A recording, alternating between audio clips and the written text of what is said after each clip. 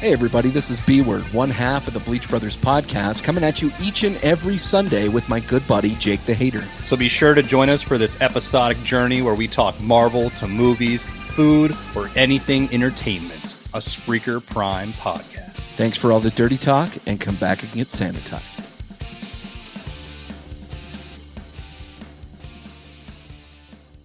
Hey everyone, it's Gnome from the Hateful Gnomes Music Hut. I'm here with my good buddy, Jake the Hater, and we're bringing you a bi-weekly music podcast for all your heavy metal needs. Tell them about it, Jake. We are here to have our horns up, and we are staying heavy. That is right. Even B-Word is producing behind the scenes, turning his mic off.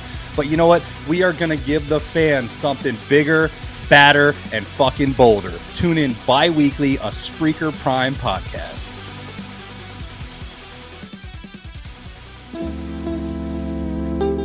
Sometimes people have a story to tell. It could be a story of triumph or a story of sorrow. However, it's their story. It's important to keep their story authentic, in their own words, and delivered in a delicate way. That's where Unfiltered Discussions podcast comes in. I'm Brian Howard. I talk with my guests about tough subjects and pivotal moments. I'd love for you to hear their stories. Subscribe to Unfiltered Discussions on your favorite podcast platform. Let's ensure their stories are heard. Are you tired of conversations being guided by the loudest voices in the room? Are you tired of people being nice because they're afraid of the consequences if they're actually honest? Are you tired of people that are so afraid of saying what is actually going on that they completely neglect the truth?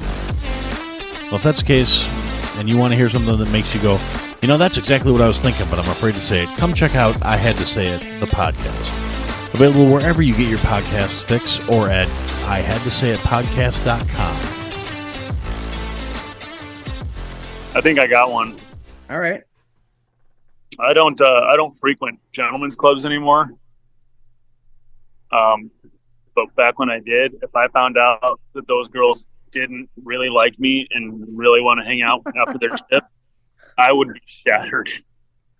Oh man, you and basically every other guy that goes to the strip clubs, we're right there with you, man.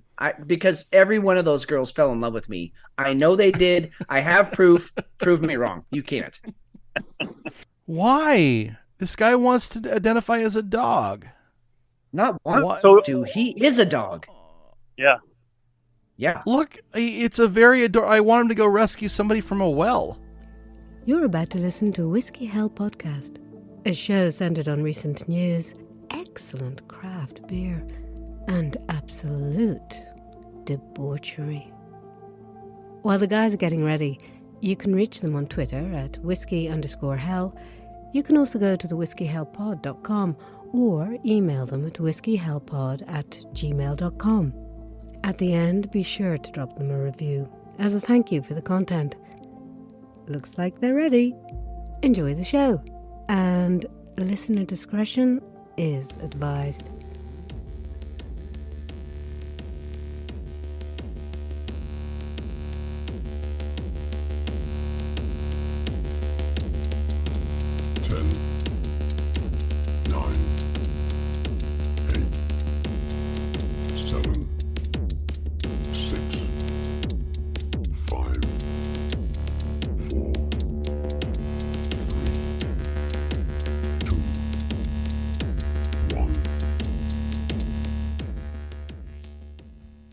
Saturday, July 29th, 7:41 p.m. in the evening. This is Whiskey Hell Podcast, the show where we take the narratives and Fitz and I try to put them in a perspective that everybody can digest, care about, or at least understand what's coming at them. Good evening, Fitz. How are you? Good evening, sir. I am great. I'm great. I'm exhausted. I had family in town this week, one of which was an 8-year-old little boy who he's 8, and he's into everything computer games, fantasy related, Dungeons and Dragons type stuff. And just because I'm also a fan of those things, all he wanted to do was just bend my ear. Like, what would you do if this? What about if this attacked you? What kind of cape would you wear? I mean, constant from the minute he woke up to the minute he passed out at night, just constant barrage of questions. And I loved it. I loved every second of it. I would not trade one moment, but I'm tired. So really looking forward to the show, though. Just got them on the plane. They are landing safely at home right about now. So everything's good, man. So good. Here we are. The best part of that is that you got to give them back. Yeah, exactly right. Exactly. It's like, let me spend a week with you and let's bond and then go away. Yeah, there's perfect. something about having kids around you that you go away for a trip. So like my wife and I would go away and then we would come back and then, man, hear the boys, they're just going 130 miles an hour. And you're like, you got to ramp back up for them.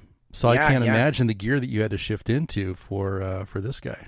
Yeah, man, it's good. It's good practice. Good practice for my upcoming gig.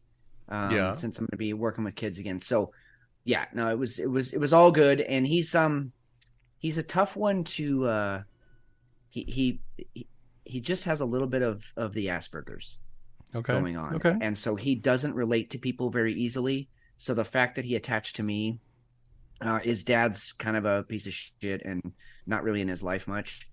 And, so it was just nice for his mom to see him attached to a male. And man, we were just bonded after the first day. And so, it wasn't just all video games and that stuff either. We bought this like $3 foam airplane that you kind of have to assemble yourself. Okay. And I was like, well, let's go take it to the park. Let's just go see. Dude, the thing it was not like the little old cheap ones we used to get when we were kids. This thing actually flew. Oh yeah. And did tricks, and we got the wind just right. We could make it go in and out of trees. I mean, we had a lot of fun. Just doing guy stuff. Was it one of the ones that you could like just barely adjust the wings, and then it would do exactly what you wanted it to do? Yes, exactly right. I love those. But it was kind of bigger. It was like a 2-foot wingspan, so it was a bigger one. And it had some weight to it. So I mean, a couple of times I just gave it a chuck and just let it go wherever. And he had the best time just running around trying to chase it and catch it before it landed. So anyway, that's just phenomenal. Good stuff. Throwing rocks. He'd never skipped a rock before. Can you imagine? I mean, of course, he's growing up in a Phoenix, in the desert. So I guess I get it. But we have a couple of bodies of water around here. So we skipped some rocks. I mean, it was just fun to just do boy stuff and just get dirty. And yeah. So anyway, it's a good week. He sounds like one of us. When do we start a podcast for him? Yeah. Oh, we should. Man, he's got a lot to say. He has all the words. Wow. Yeah, that would be actually really fun to do one with him, or to just, wind him up and let him go. Anyway, yeah, let's start our own little army. I mean, we kind of have a nice family of podcasters around us right now, but we need to start an army of podcasters because there's some weird shit going on, and we all need to keep our eyes on the prize here. Which is, I'm going to call it out tonight. Tonight, the prize is truth. Hashtag truth. I'm raising my first toast is to the truth. And let's all keep digging until we find it. All right. Anyway. I have a side bitch tonight. And do you? Yeah, that's what I just drank too. Yeah, I posted online, and it's... three guys and a chick in leather BDSM gear and ball gags and stuff. It's called Checks Who Wear Leather. I love it. Yeah, I mean, I saw it and I'm like, I have to get a 4-pack. That's all I can get. I'm gonna have to get a whole 4-pack because this seems like something I need to do. I do not blame you at all. That's rad. So anyway, that's drink number 1 is from a paperback, another paperback beer. Actually, it's they're very good. They're really a solid brewery. I've been enjoying them a great deal. Anywho, for the show tonight, like you were saying, truth is going to be I think it's going to be a very, very big piece of it. We had a interesting week online. Slapped around some different articles that popped up from CNN and got some brushback from a lot of we'll just say the mainstream consumers. Let's just call it consumers because that's what they are, right? Yep. I mean, they're consuming just mainstream media, and they still seem very afraid of getting out of that box. So we're going to get into what Whiskey Hell is because it's been a while. We haven't talked about that, and what a conspiracy theory is, and what it is now versus what it might have been in the past. We're also going to get into this wild orb from Worldcoin that just suddenly popped up. It's been around for a while, but now all of a sudden, people are going out to get their eyeballs scanned. It's been freaking wild. Yeah, and, we had a listener who's also a friend on Twitter. She had an interesting question on this, and she and I sort of got into a conversation about that. So we have some interesting, I think some interesting angles to take on that story, because it's not just, hey, here's this thing and it's kind of dystopian and weird. We have some real necessary ethical, moral questions to ask around this thing. So anyway, that'll be fun to get into. Yep, totally. And we're going to talk about an incredibly dangerous job. It's being a presidential chef. Yeah, I mean, boy, you're not kidding. That's percentage wise, that's a high risk. I wonder if they get hazard pay. I mean, they should now. I don't know. I think what they need is better hush money. I think that's really what it comes down to.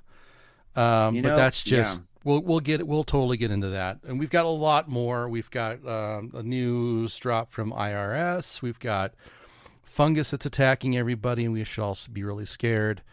Cannibalism came up this week. That was fantastic. And our senior legislators are just losing their shit in prime time.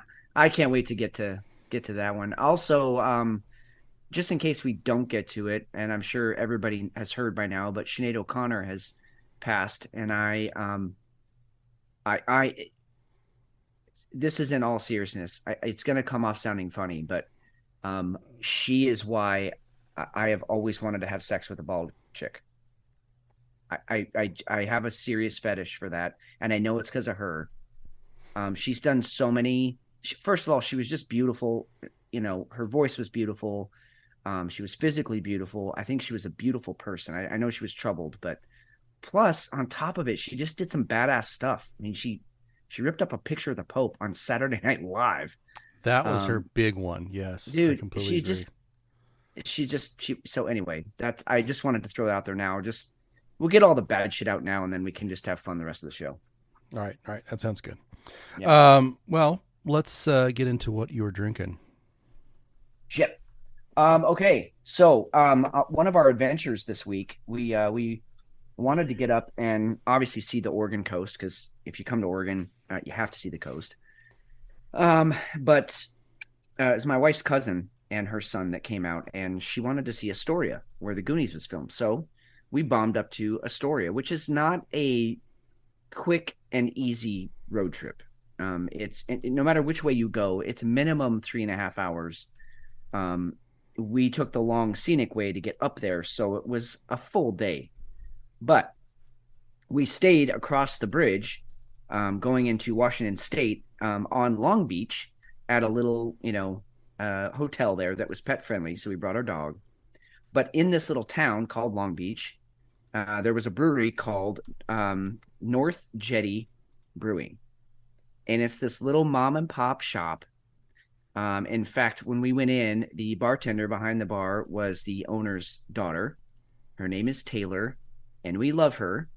Not only was she adorably cute, she was also really knowledgeable about shit. She has tried all the beers. She likes certain things, doesn't like other things, but was honest about it and said, you should still try it because that's just me. She knew all about sort of the area's history and stuff. She grew up there. So Taylor was lovely. And if you ever have a chance to get up to Long Beach in southern Washington, definitely do it. And it's called Long Beach because it is the longest contiguous beach on the planet. Really? I was like, yeah, I was like, really, in Washington State? I mean, you would think maybe like California or something like that. But so we went out to the beach, and sure as shit, man, you can't see either end of it when you're in the middle. It stretches on for like 12 or 13 miles or something. So anyway, North Jetty Brewing. Of course I went for the dark stuff. Of course I went for a Mexican beer because I love the cinnamon in there. So this one is called Midnight in Mexico. So it's a imperial stout with some leche, some milk stout. That's what they used, milk to brew it. It's got some cinnamon, some sugar, and full confession here, I bought 2, and this is the only one left. So I've already had this beer. Plus I had a pint of it when I was there at the place talking to Taylor.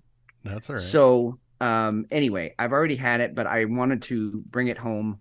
Number one, to give major props to North Jetty, and also to be able to share this beer with everybody, because I already love it. And my second beer of the night is going to have a tough time taking this one over, but here we go.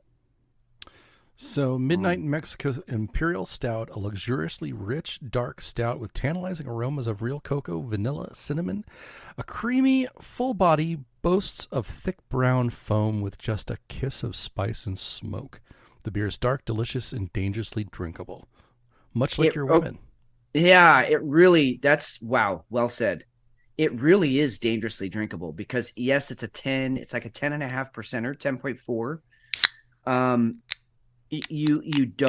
You do not taste any of the booze. It is just a beautifully crafted imperial stout with a little bit of, like they said, a little bit of vanilla, a little bit of chocolate, and then the cinnamon kind of hits you on the back end. Really well done beer. I'd put this up against any of the Mexican imperial stouts that I've had before. This one rivals it. So they're doing something right up there in North Jetty Brewing. So well done. Great beer. One thing that I haven't done with this beer yet is because it's so good, I've been drinking it really fast. So tonight this one's going to warm up a bit. So we'll see what kind of comes out as it opens up. See if more of the cinnamon comes out or more chocolate or whatever. So anyway, very nice. Fantastic beer, fantastic brewery. Get up there, say hi to Taylor, tell him Fitz from Whiskey Hell sent you. And by the way, Taylor, if you are true to your word and you actually are checking out the show, thanks again for making it an awesome experience. And I hope we have a new fan for the show. So, because she was awesome. I love it. All right. So I'm going down. I'm stepping out of my comfort zone. And you know why? Because I'm not a big pumpkin guy. Yep. But I know Oakshire is brilliant when it comes to dark stuff. And this beer comes very, very highly reviewed right by you and very loved by you. Yes. So I am looking forward to giving it a run. Now, the thing that interests me the most in this is, one, it's an imperial, so it's going to be a little bit more boozy than most. But it also has some chocolate in it, apparently. You bet. And I think that's going to balance out things a bit. This is Big Black Jack Imperial Chocolate Pumpkin Porter. I think this is from 2022. Yes. Yeah, it would be. Yep. And it's a 7.8er. So not too vicious, but it's high for a porter. You don't have a lot of porters that get that high. Yeah, respectable. It's definitely respectable. Yeah, absolutely. And it's not just me. Tabs and Mike from the Gray's Tap Room. I think this was for sure Tab's favorite beer that I sent them of the lot. And it might've been Mike's too. I know they both really liked it. So it's not just me. I'm not just, trying to blow smoke up your robes. It's truly a good beer. It's so anyway, I'm excited for you to try it and hear your review. No, I'm excited. I'll tell you right now, one of the things that I am getting is a lot of clothes. Of clothes. Nutmeg for sure. I've never really paid attention to what allspice smells like. I know ginger. I definitely smell some ginger. This is a very aromatic beer. It really is. Mm-hmm. And just for everybody playing along at home, there is cardamom Cardamom. Gotta say it just right. Cardamom. I still think that's our most popular episode. I would say so. We definitely get the most feedback on it. Yeah. There was, I think, out of all of them, it definitely had the panty wetting element to it. We need to come up with a word for that. Juicy. Yeah, that's how we should go with this. It was moist episode. It's an exceptionally moist episode. Yes. Oh my goodness. That's the way. Yeah. Nobody likes the word moist. I'm getting away from my beer. We can circle back to that in a minute. Let me take a run at this. Yeah. Drink your beer. I have no problem with the word moist, but most people do for whatever reason.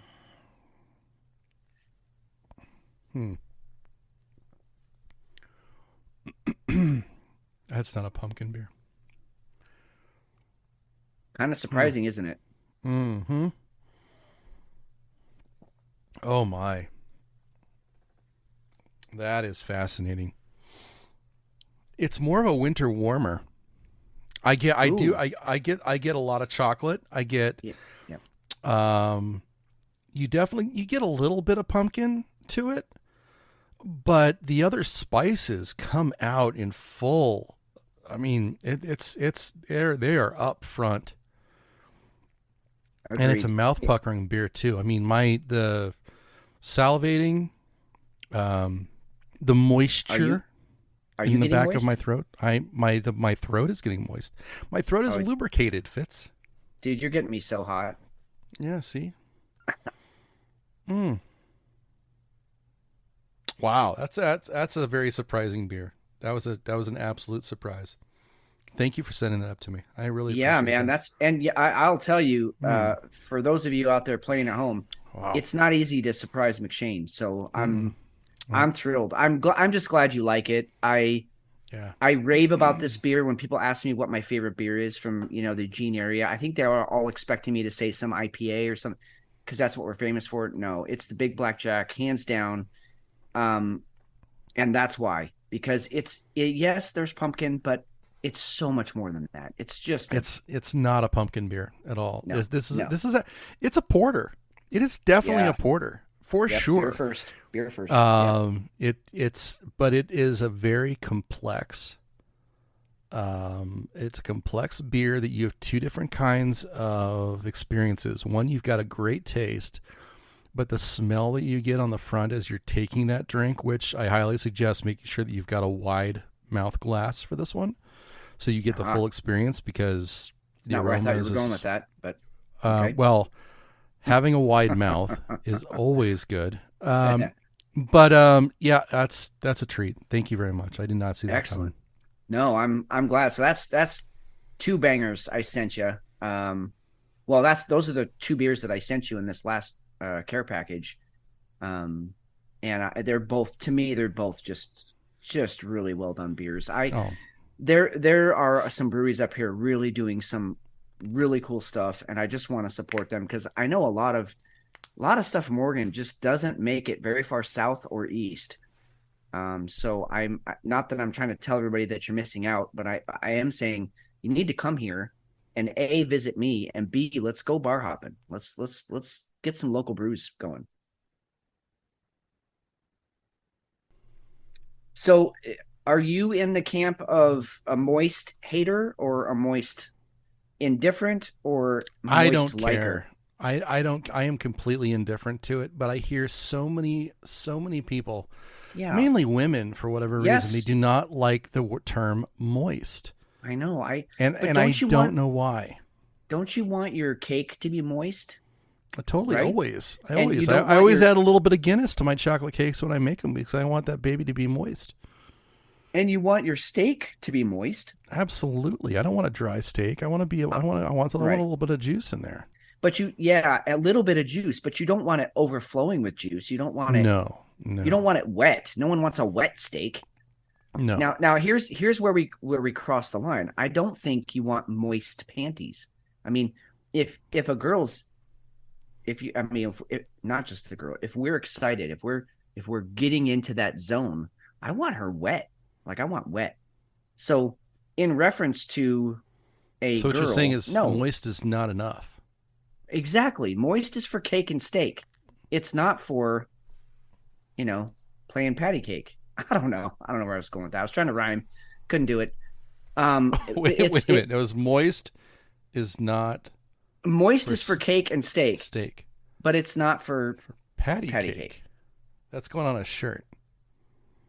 That has to right. go on a shirt. Okay. And I'm it's in totally legal. We can't get kicked off of, Facebook for that one. Oh, look at this. Look at the timing. Jefe's popping in right now. Wow.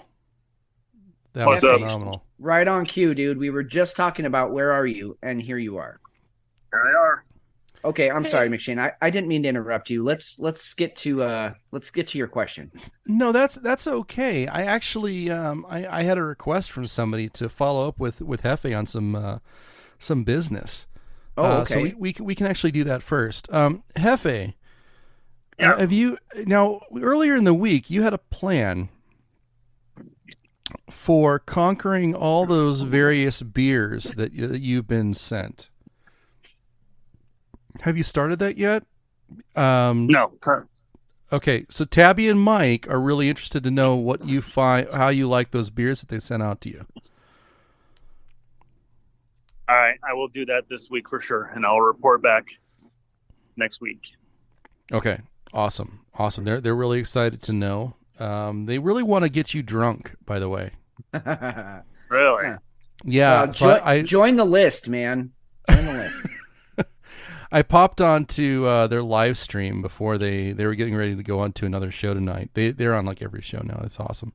But I stopped in there for a few minutes, and they were all about the Jefe, and they want to know what you look like. And I told them you were like Mark Harmon when he just started to go gray. So that's how I kind of positioned it, and I think that's pretty accurate. You're a pretty dapper dude. So, but you definitely came up on the live stream quite a bit. Huh. You know what it is. You just have this air of mystery about you, Jefe. I mean, everybody knows you have like 7 or 8 jobs. You have 11, 12 children. And yet you're the best looking out of the 3 of us. And you're a bachelor. You're out living the life. And so you've got this, I won't even say it's an air. I'll say it's a cloak of mystery surrounding you. Cloak of mystery. That's good. And I mean, I think the guys want to be you and the ladies want to be with you. And maybe we could get into some more personal Jefe life. I don't know. I like that. Up close and personal with Jefe. Jefferson. So it's kind of has to be me, it's right there in my name. That's true. So I can't really take much credit, but I will.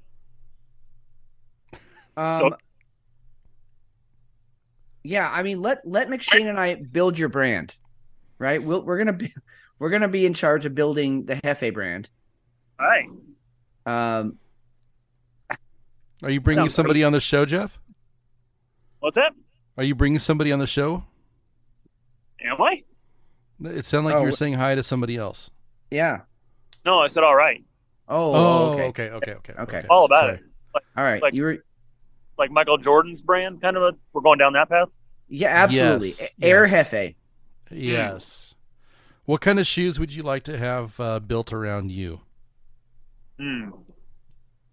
Are you a New Balance, Puma, Adidas, Nike, Converse? British I do Knights? wear some.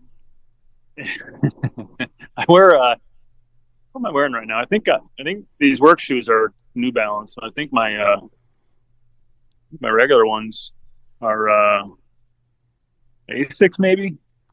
I don't fucking. Dude, you're such a dad. We're gonna have to do a complete retooling here because that you just kind of tore your cloak a little bit on that one. But that's okay. We can. It's not a disaster. We can work with this. I'm willing to be built up. I'm here for it. All right. We're gonna have to. What do you think about like Russian mafia Like pantsuits. Pantsuits? Yeah. You mean like tracksuits? Like their tracksuits? Yeah, like joggers. Yeah. Yeah. Oh yeah, I'd wear those. I would wear those You would pull so many chicks doing that with like no underwear. Yeah, I was just gonna say you gotta let your boys just. Yeah, I mean you got to go commando on those with that. So are you wearing tearaways then? I could do that. Could I wear a pair of tearaways and have jogging pants underneath them? Why? No, I think you're just going you're just going commando underneath, and you rip them off at the time that you're ready to go. You walk in, you see a chick that's like hot, and she's and to go back what we were talking about earlier, wet, and she's ready to, she sees you, and you just rip off these tearaways and you just go to town. What movie was that from? Was that from it was Jim Carrey when he was God? Remember that? And he had what's her name, and she was ready, and he just like threw his arms back and his clothes ripped off of him. Yeah, Bruce Almighty. Bruce Almighty, thank you. Damn it. Words are hard for me right now. So is that a no? Well, if it's a no, it's a hard no. Hey ho. It's always hard when it's a no. No means no, guys. I mean, you can't forget that. Well, I think we have a lot to work with here. I think kind of, how here's what I was picturing. Okay, stick with me here. So everyone picture the Air Jordan, right? Okay. But the Air Jefe is that, but with a third leg, kind of hanging down like an elephant's trunk. Well, what if he's like his arms are back? Now imagine the Air Jordan pose, right? Stitched into a shoe. Only rather than a leg out, he's got both legs behind him and both arms behind him and protruding out of the front he's just got this like a proboscis. Yeah. Yeah, it's just this gigantic member flying through the air. I have no idea why people keep listening to us. We are so fucking weird. We just spent 5 minutes talking about I don't even know what getting Jefe market. We're marketing Jefe. That's what we're doing. That's true. That's true. We're building the brand and the mystique. Right. We got to keep the mystique.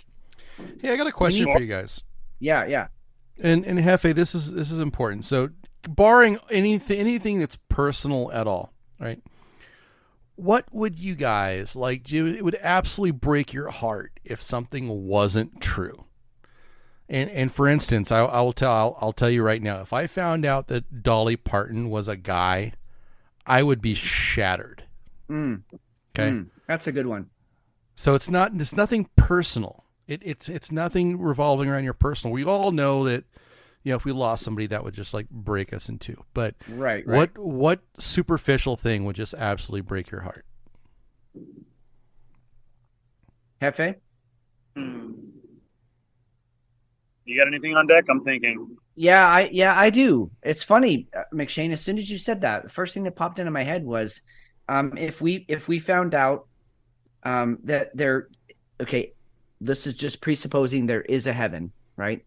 But if we found out that all dogs don't go to heaven, that would shatter me. Shit, yes. That would break my fucking heart. I would cry until I die. Oh, damn. Because I've lost dogs in my life, and they all need to be up there watching over me. They have to be, or I'm not waking up tomorrow. That's a really good one. Yeah. Sorry, I just went way dark on that one. No, I have another one. I was letting Jefe jump in, but I've got another one. If we found out Ryan Reynolds was like a horrible person. Oh yes, that would be heartbreaking. Like it was like Kevin Spacey when you found out like he did some sexual bad shit. Yes. Okay, that's great. Yeah, and I know he was supposedly let off the hook this week, allegedly. Allegedly. But if I found out Ryan Reynolds was doing that shit, I would stay home from work for a day. Yeah, you need a mental health day on that one. Yeah, for sure. I think I got one. All right. I don't frequent gentlemen's clubs anymore. But back when I did, if I found out that those girls didn't really like me and really want to hang out after their shift, I would be shattered. Oh man, you and basically every other guy that goes to the strip clubs, we're right there with you, man. Because every one of those girls fell in love with me. I know they did. I have proof. Prove me wrong. You can't. Okay, along those same lines, if I found out that everybody else was having sex in the champagne room and I wasn't, yeah, that would piss me off. We all heard the Chris Rock song. We know there's no sex in the champagne room. If I found out, honestly, this is an honest one. If I found out that Elvis, Tupac, Bruce Lee, Biggie, if they were all still alive, but they just were like, they needed out of the public spotlight and they were just like living normal lives with like 4 kids and 6 grandkids. Michael Jackson. Yes. No, he's not in that group. No. He's not in there? No, I don't want him having children. But any of those other 4 guys who are all kind of heroes of mine, if we found out that, well, Elvis, not so much, but if we found out that they were just like normal dudes living in like some witness protection program or something, that would break my heart. Okay, but part of that's kind of freaking cool. Like, fuck you, or out. Yeah, I'm out.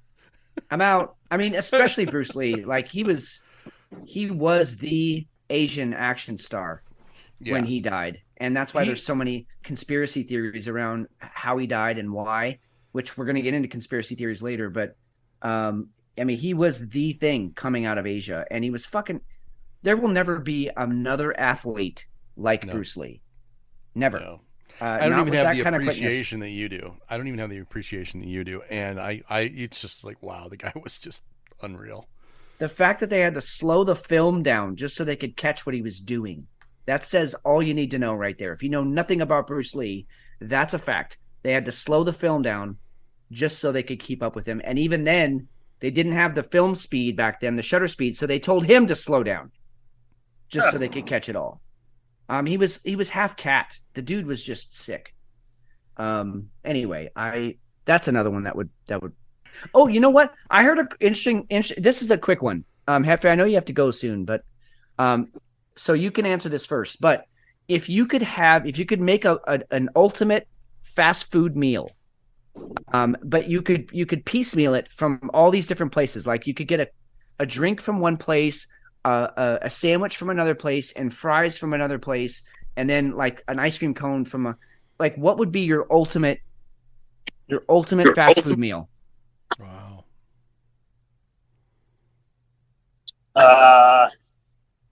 Fuck. That's a good question.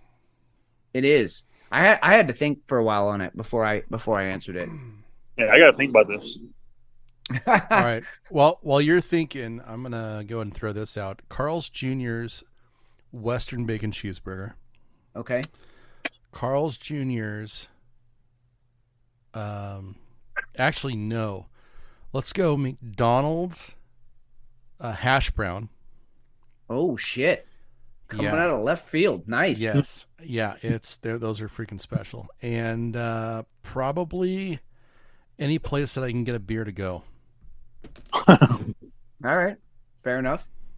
I like it. Well, mine was I've been so into the steak sandwich at Panera lately. So the steak sandwich from Panera, curly fries from Arby's, because I don't know what they put in those things, those are good. I actually got pushback from that. The people I was with were like, "No, those are the worst." I'm like, fuck all of you. You can go to hell because they're the best. So curly fries from Arby's, because every once in a while you get one that's like 7 feet long, and you don't get that anywhere else. And then a Coke from McDonald's, because it's an established fact. There's proof that their Cokes are really good. Yeah, they have the best Cokes, and there's actually a reason why, which we don't have to go into now. But so that was my ultimate meal. What about you, Jefe? About those curly fries, if they're fresh. Oh, good call. No, you're right. If they're at old at all, it tastes like shit. Yeah, they're ass. They're ass. They do have to be fresh. I was gonna say the McRib, but you and those McRibs, dude. You've always loved those things. No, yeah, I did, but Yeah. they went away for like 5 years and came back, and I was like, oh, I should try one again, and it was just, Heinous. oh God. Let's see, real quick, I gotta go, but say a Big Mac and definitely McDonald's Coke, and probably either onion rings from Burger King or Chili Fries from Arby's. Nice. I do But- like Burger King's onion rings. They are really good. That's a good call. I might have a better answer in 40 minutes here. All right, good. Think it over. We'll All be right. here All right, bye. later. Well, I think we just found out a lot about not just Whiskey Jefe, but Hell. all of us. Yeah, about Yeah. Whiskey Hell. Well, yeah. you got to have nights like that where your listeners understand who you are and where you're coming from. It actually connects that we are human. Yeah. And right. not this superhero, super duper waste of time that we come off as. So, Hey, hey, I resemble that remark. Hey. Hey. No, but it's good. I want our listeners to know as much as they can about us because you're never going to know everything. Literally, you're never going to know everything. But so let's go into what is Whiskey Hell. Why are we doing this? Yeah. So we've been through before that the name has evolved from a name for our football team when we played, and I think over time. It's actually evolved into shenanigans, into a connection to, a little bit of a deeper thinking. We love the fact that we all have the capability, if we want to actually utilize it, of thinking critically. Yep. And there is an attachment to a little bit of alcohol occasionally, whether it be whiskey or beer or bourbon Allegedly. or vodka. Supposedly. Hang on a second. Hold on. It's a really good beer, Fitz. I'm so glad. The reason why we do this show, though, it really comes down to we want our listeners to be thinking critically. We don't want you to necessarily think what we're thinking. We don't want you to believe what we believe. Hell, Fitz and I both have differing opinions. Jefe has different opinions from all of us. Yep. And that's the beauty of it.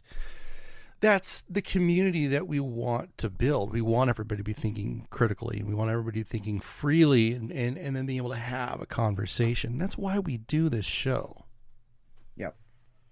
Yeah, I think a lot of people in, just in a lot of different arenas, podcasts or whatever, but, other areas too, they talk about, loving everybody no matter what their opinions are. And I am here to tell you, I don't love, my friend circle is small. And the people that I love is even smaller. Yep. And you and Jefe are in that love circle in a totally platonic way, of course. But I truly love you guys, not just for the battles we've been through together, the sports we played together, the drinking we've done, the women that we've, had relationships with, and stuck with and stuck through and helped each other through. It's all of that, but also I love your mind. I love that you think differently than I do, and I love that Jefe thinks differently than both of us do, and it brings something to this show that even if you said something that was just so completely opposite of how I was thinking, I love and respect you enough to hear you out and to let you say your piece.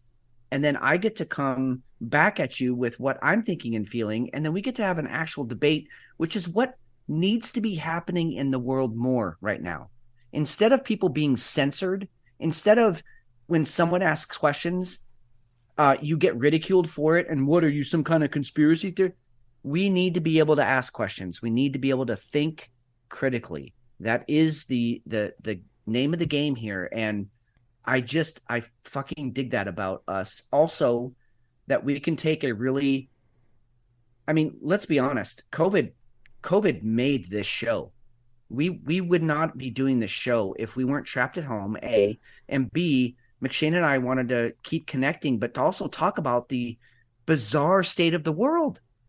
we had to start talking about it, and we knew we had a voice, so that's why we started it. And now things are even more strange, and we all find ourselves in a really bizarre place in history where we're not sure if we're going, full apocalypse, AI ending the world shit, or if we're going to somehow pull out of this. But we want to all be on that journey together, and this show is that journey.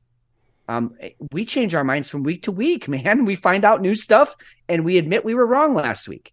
That's okay. But that's the point of this show. I know we have some new listeners that have come on board recently. And so that's why we're doing what we're doing. We want you to be part of our community, part of the discussion and the debate, because that's healthy, because that's what people do. And then we can all move forward together. And if that means that McShane and I are dead wrong, or shit, just Fitz, I'm dead wrong, then we get to do it next week, and I get to say I was wrong. Look what happened. Let's make it right.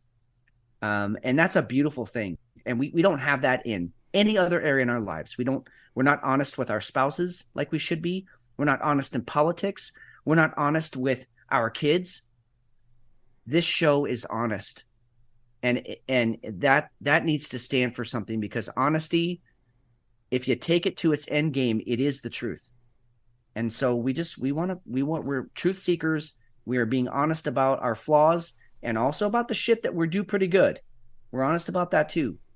And we're just moving forward through this crazy world. So that's why I do it. That's why McShane does it. That's why Jefe, on his breaks from work, people, he spends his time with us.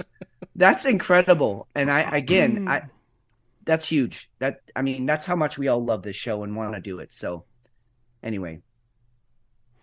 Well, we want you guys to stay on board and keep reaching out to us. And this isn't like a commercial to say, hey, reach out to us at whiskey_hell. No. Yeah, that's our Twitter, but that's not the point. Reason why we're saying this.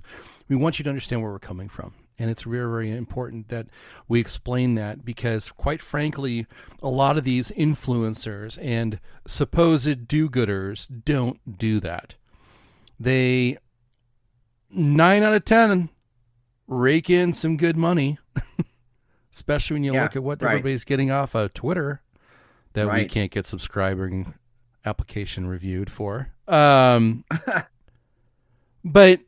we want you to know that there's a purity. While we're jackasses and while we are raunchy, there is a purity as to why we're actually doing that. And God, I hope that we keep that, because that's something that is unique about us versus... I want to give a shout out to the women that listen to our show, because there's a lot of women that do listen to our show, which we never thought that was going to happen.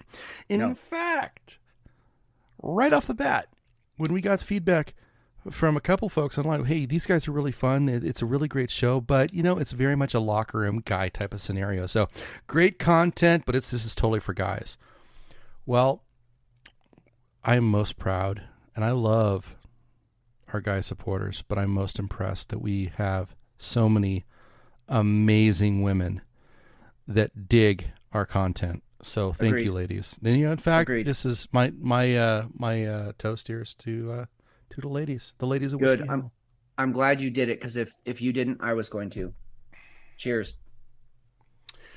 As far as the conspiracy theory business, you know what? It's an alternative viewpoint at this point, because there's been so many that have been accurate. At one point in our lives, in all of our lives, okay, our lifespan, aliens were a conspiracy theory. This week alone, we had more alien talk than we have had in years. The government is pushing it. Yes. And I was called a conspiracy theorist over and over again this week, because I jumped into a CNN article here and there that one was about COVID coming up again. I tried to point out that, okay, COVID's coming up again. Now, if you look at this article coming up, and then if you time it with what the CDC just said about having to have, there being, God, what was it? Oh, they're wanting to go ahead and promote boosters again. And then you've got another article from several locations, but one, it was a Canadian outfit that they can't get rid of all the tests that they have. Yep. It's not a fucking conspiracy. It's called critical thinking. So anybody out there who has a problem with that and wants to go and push it off as a conspiracy theory, you're doing it wrong. Well, that's the easy way to dismiss you. It is. It's dismissive. It's condescending. It's going ahead. I'm going to go ahead and make this person be a crazy person because exactly there it is. And that's what you're attacking. Yep. You're an immature, you're somebody who's unable to think for themselves, and you it is honestly deep down you just want to stay in that warm blanket where everything is okay. We've all ripped the fucking Band-Aid off. Yep. And let me tell you, it's way better after you rip the Band-Aid off. You get used to that pain, and you're like, you know what? Okay, I can bear this, and now I can look at things clearly. So, for anybody out there who wants to call us conspiracy theories, prove it. Yeah. Say we're wrong. Yep. We'll be the first ones to call ourselves out for being wrong. It doesn't happen very often, but we're perfectly happy to be wrong. We'll even say it on the show if we're wrong. Yep.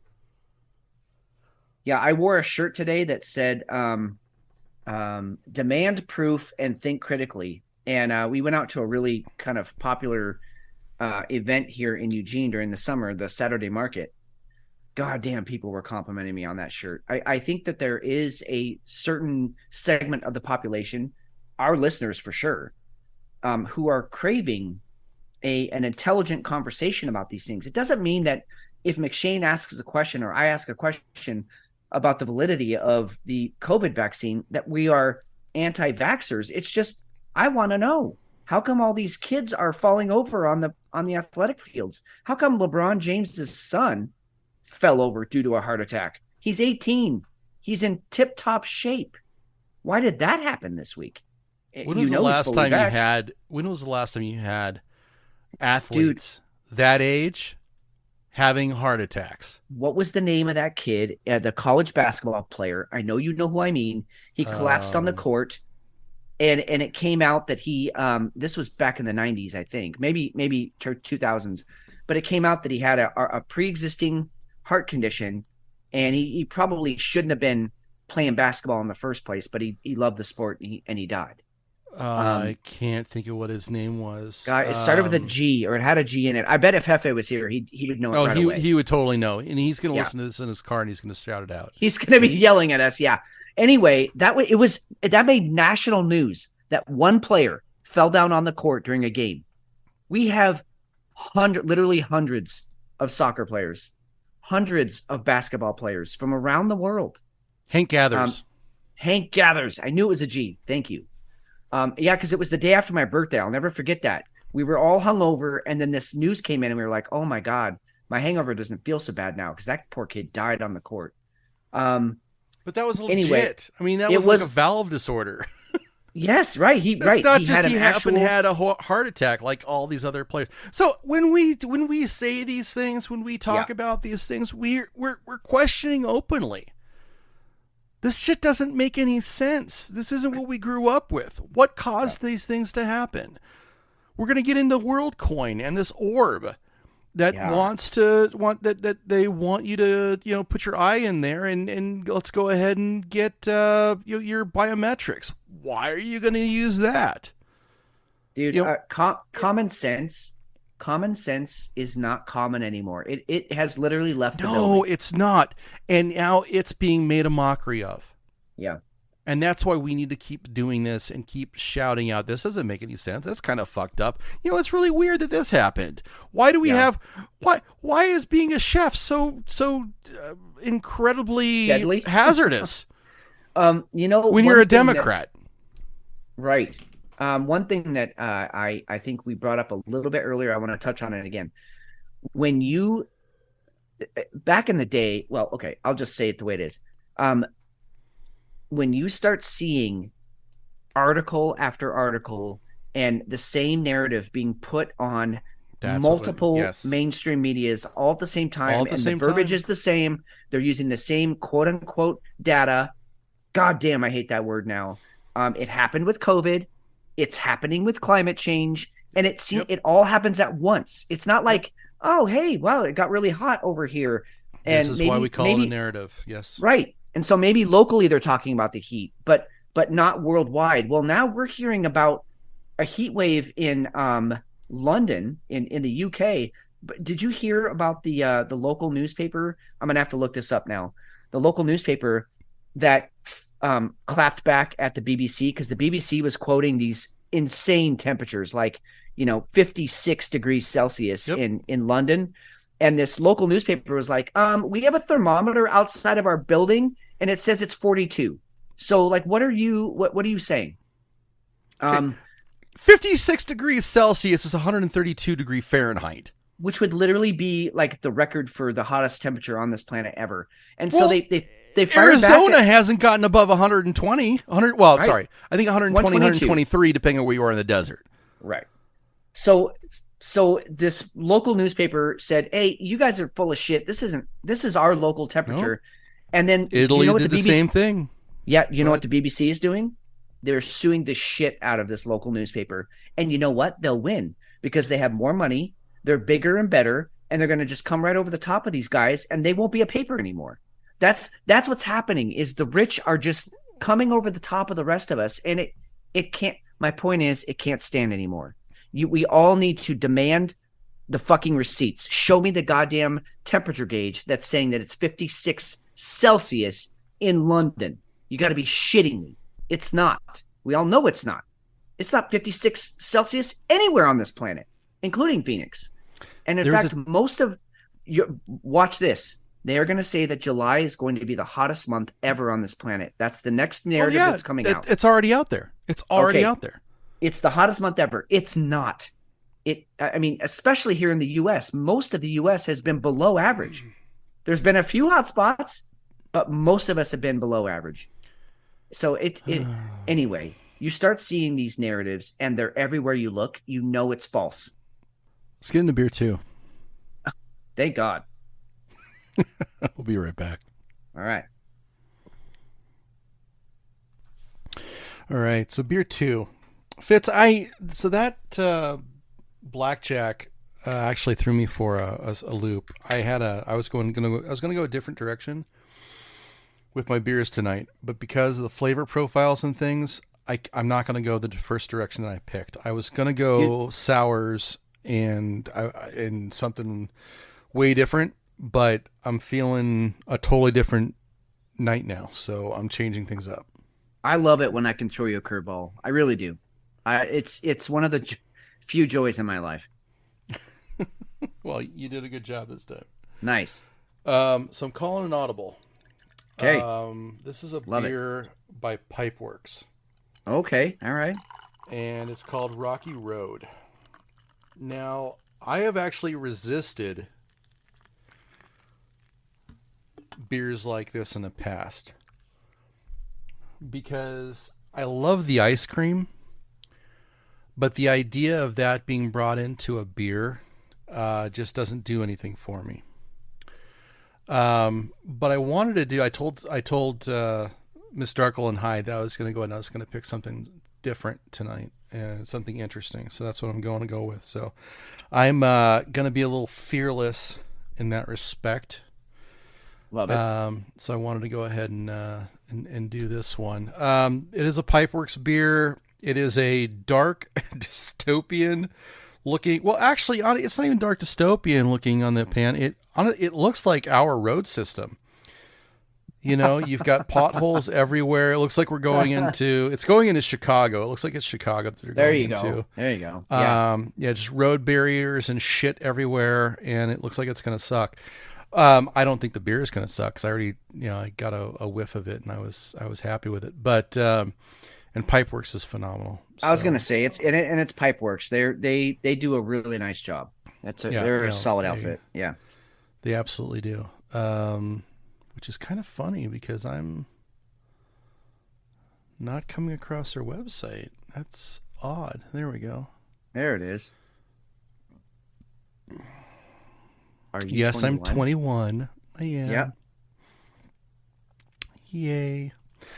They don't put their beers up online, which is weird because it's a pretty big brewery.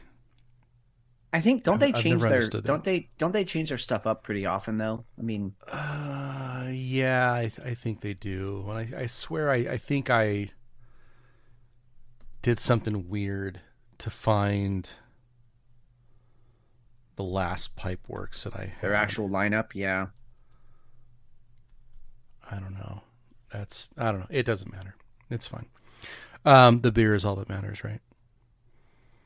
So I'm getting this bubblegum, just like right off the top. The aromatics is more of a bubblegum. Okay. So if you can imagine going into 31 flavors or Baskin Robbins, that's what I'm kind of getting. There's very much a candy smell to it. Okay. I can dig it. Oh, marshmallows, some nuts, a hell of a lot of chocolate. This is Rocky Road. This is Rocky Road ice cream. Nice. If you put this into, if you were going to make ice cream, like I've made Guinness ice cream in the past. Yeah, right. You'd have Rocky Road ice cream. That's wow. I am surprised that they got that right. Yeah, because that's an easy one to completely derail. I mean, you can fuck that up pretty easy. And that's a 10%er. Oh shit. Yeah, so Imperial Stout with cocoa nibs, lactose, which definitely has a lactose feel to it. Marshmallow flavor, natural almond flavor, yep. Which they did not use extracts, which was really I love that. Yeah, that's a huge selling point for me.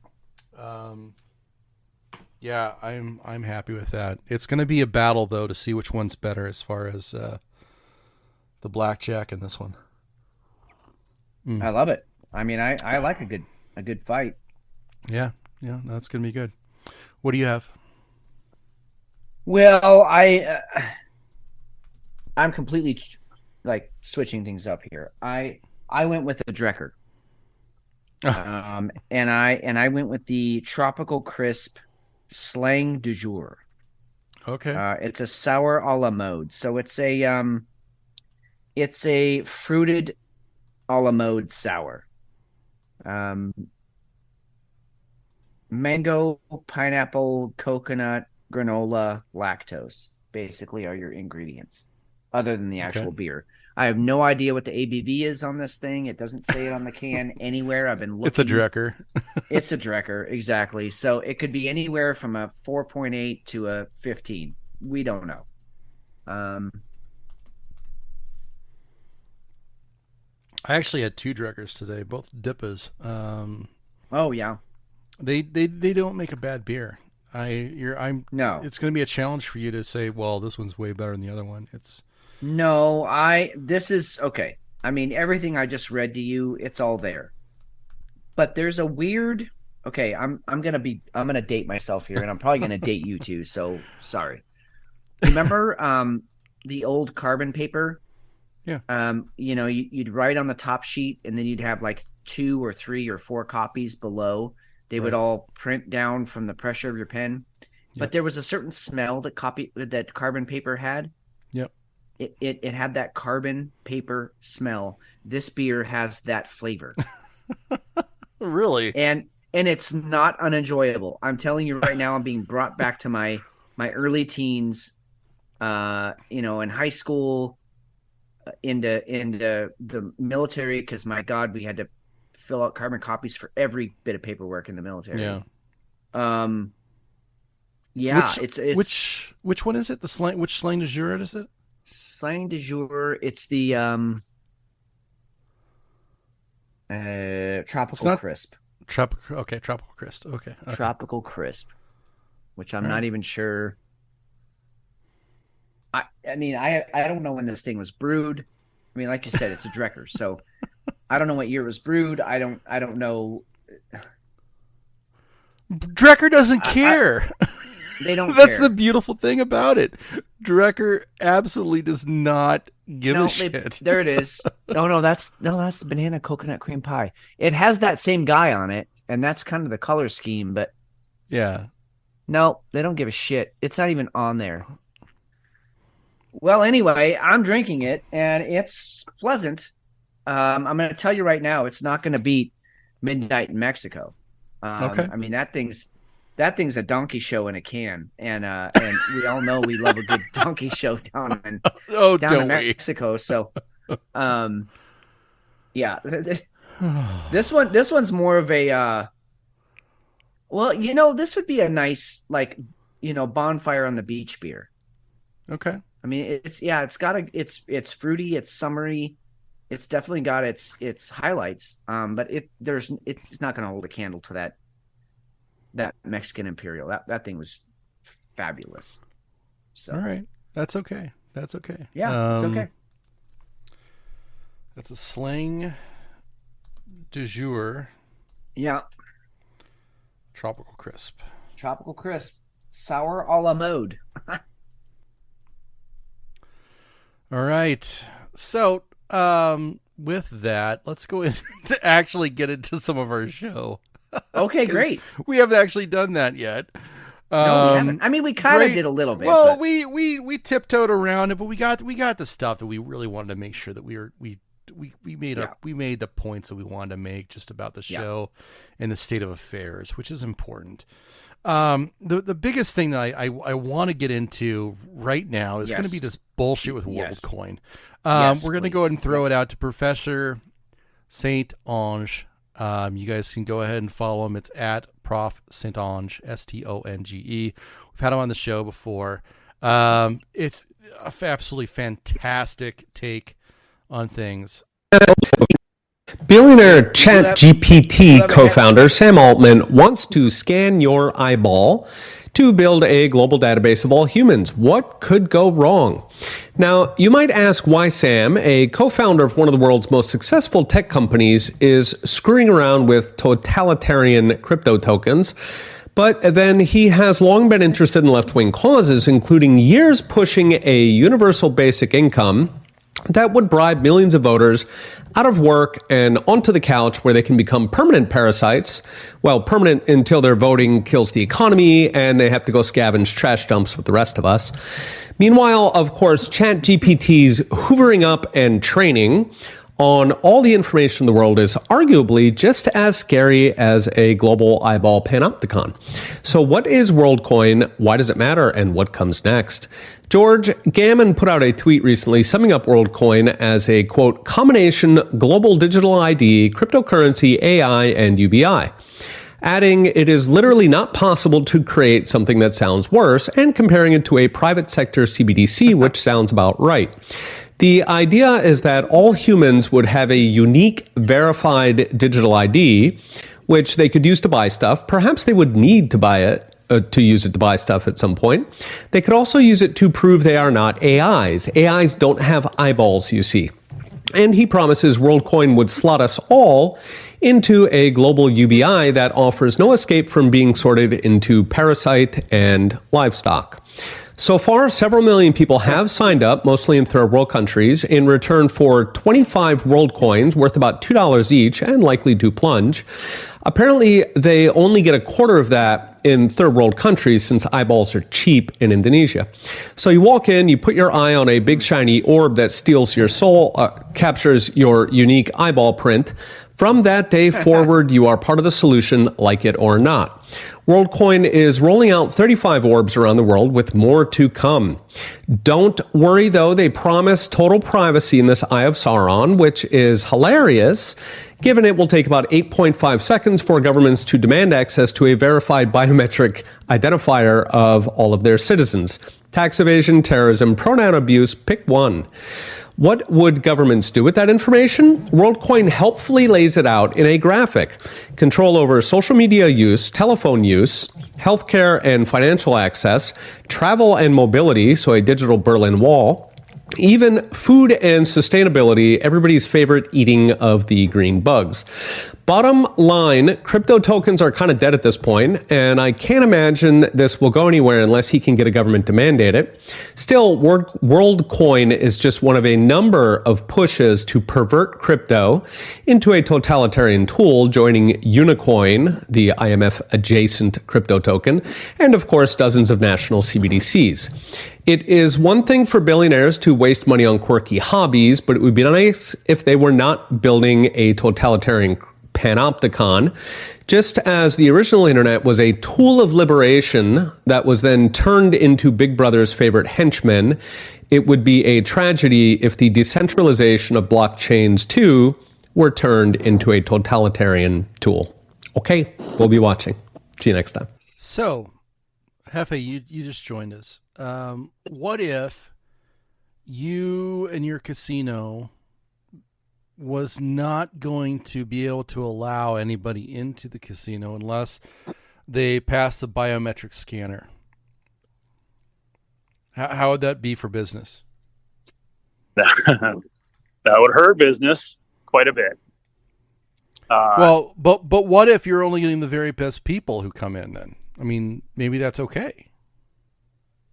Undefined best people. Well, what if they've got the most money? They're the nice people. Or what if they got a credit score based on a tip?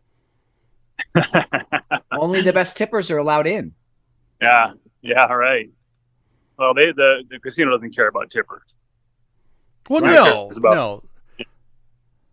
Yeah, well, they want people who are going to lose money, right? Well, maybe their score is actually based on how much they lose. Yeah, and maybe they only want absolute degenerates to be in there. They're not worried about class. That's true. Money talks. Now, did he he was listing off the different little crimes. Did he say pronoun abuse? Yes, he did. Oh, you know damn well that's going to be on there. Oh yeah. That's already a fireable offense at some of these big tech companies, Google, anything in Meta.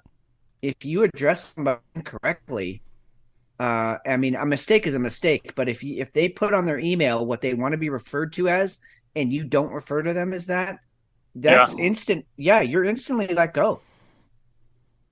And he said that the AIs don't have eyeballs. Pretty sure they're going to have eyeballs at some point. I mean, if we can print seafood 3D printer, then we're going to be able to make fucking eyeballs for AI. Yeah. Oh yeah.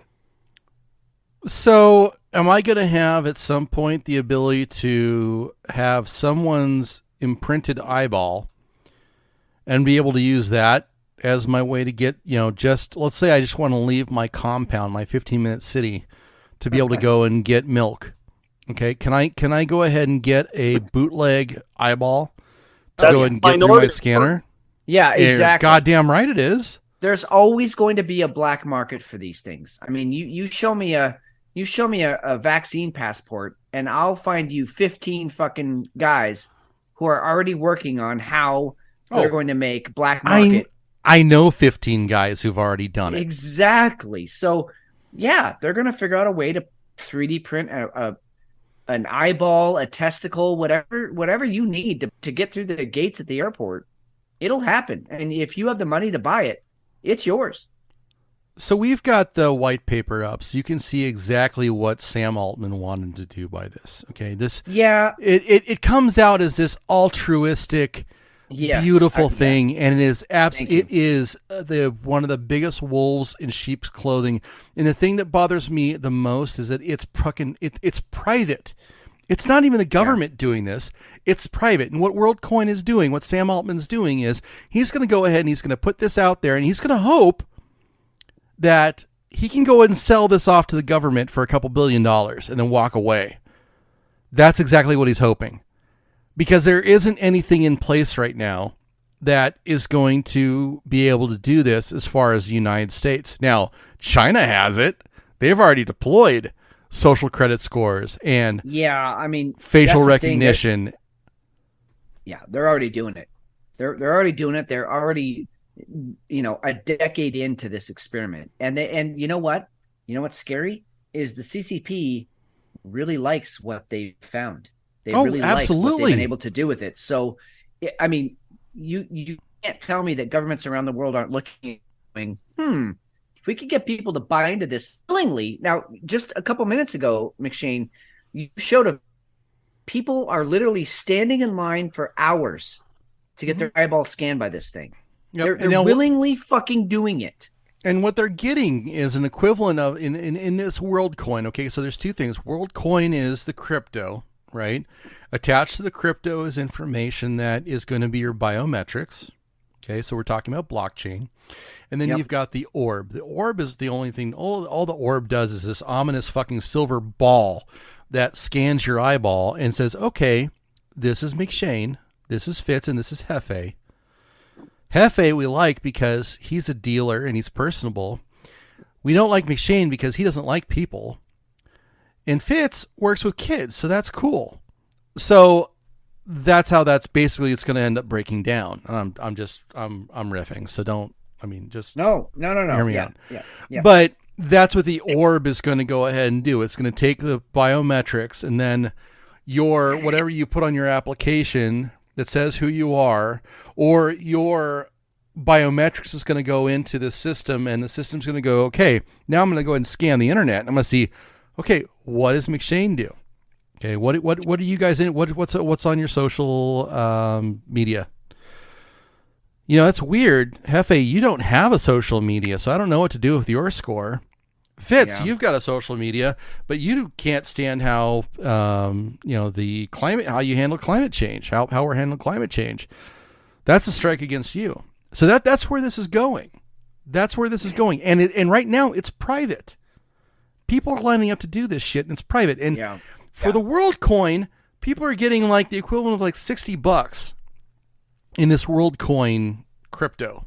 That's it. They're signing over their biometrics for like $60.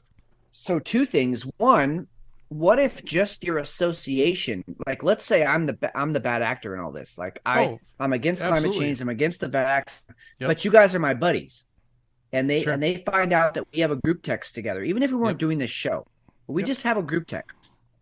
And now your credit scores are brought down by the fact that I'm an asshole, or what they see as an asshole. That's exactly the video that I saw today of somebody in China who is receiving a call from somebody who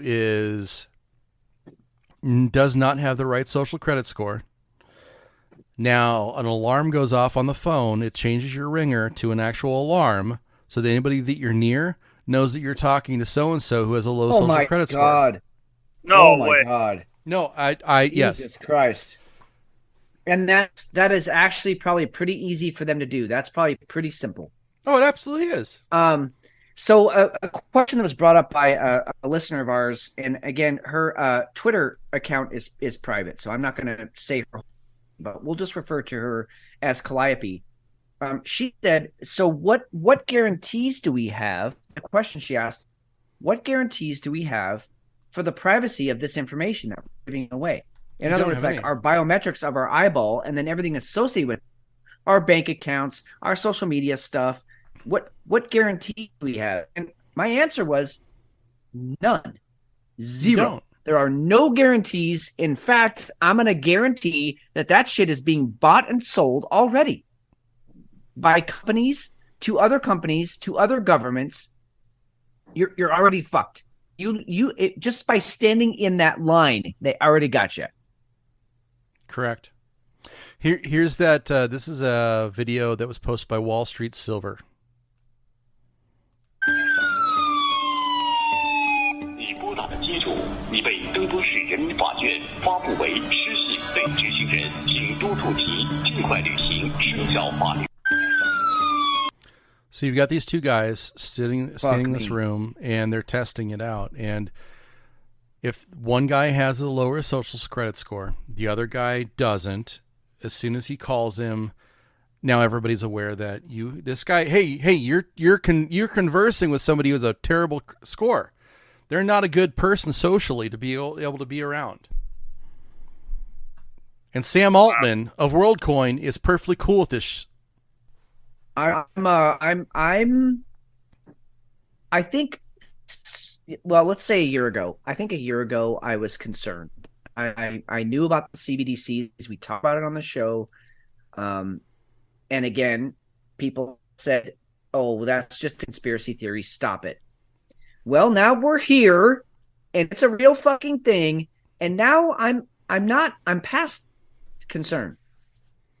Where my head is going now is how do I get around this shit? Because it's gonna happen. You gotta figure that out. And so I want to be able to participate. I mean, do you remember the scene in Matrix when they're talking about, there's one version of Neo's character who, pays his taxes. He goes to work, helps his neighbor with the trash. And then there's the hacker version, which is Neo. And so we're all going to have this duality of, hey, up front and in public, I'm this person and I love the government and I love to pay my taxes. And I also ride public transit because that's the right thing to do. But in my secret dark life, I'm having sex with as many hookers as I can find. I'm doing blow and I have a whole, black underground network of people who are doing the same shit as me, and we can all get the stuff we want. I mean, you're forcing us underground, basically, is what you're doing, right? And we'll do it. I mean, people will do it. It's the Matrix. It is it is so dystopian. How do I get milk for my kids? Well, you better scan your eye every day because you're it's like your credit score. Everything could change daily. Yep. If you walk across the street and you jaywalk or you speed in your car, your social credit card score is going to go down. Now I'm quoting. I'm talking specifically about stuff that happens in China now. Right. So if your score is going to drop down, then maybe you're not allowed to shop at your local grocery and you need to go to a dollar store. Well, that's yikes. And nothing against dollar stores, but quality kind of goes down, right? Well, and this is 2023. Let's jump ahead to 2030. I mean, look how much has happened just in the last 3 years. Yeah. What do you think is going to happen in the next 7 or 6.5? This is wild times, guys. Wild times. And if you don't have your seatbelt buckled, then I'm sorry, there's a good chance you're going to be thrown from the vehicle because it's going to get crazy.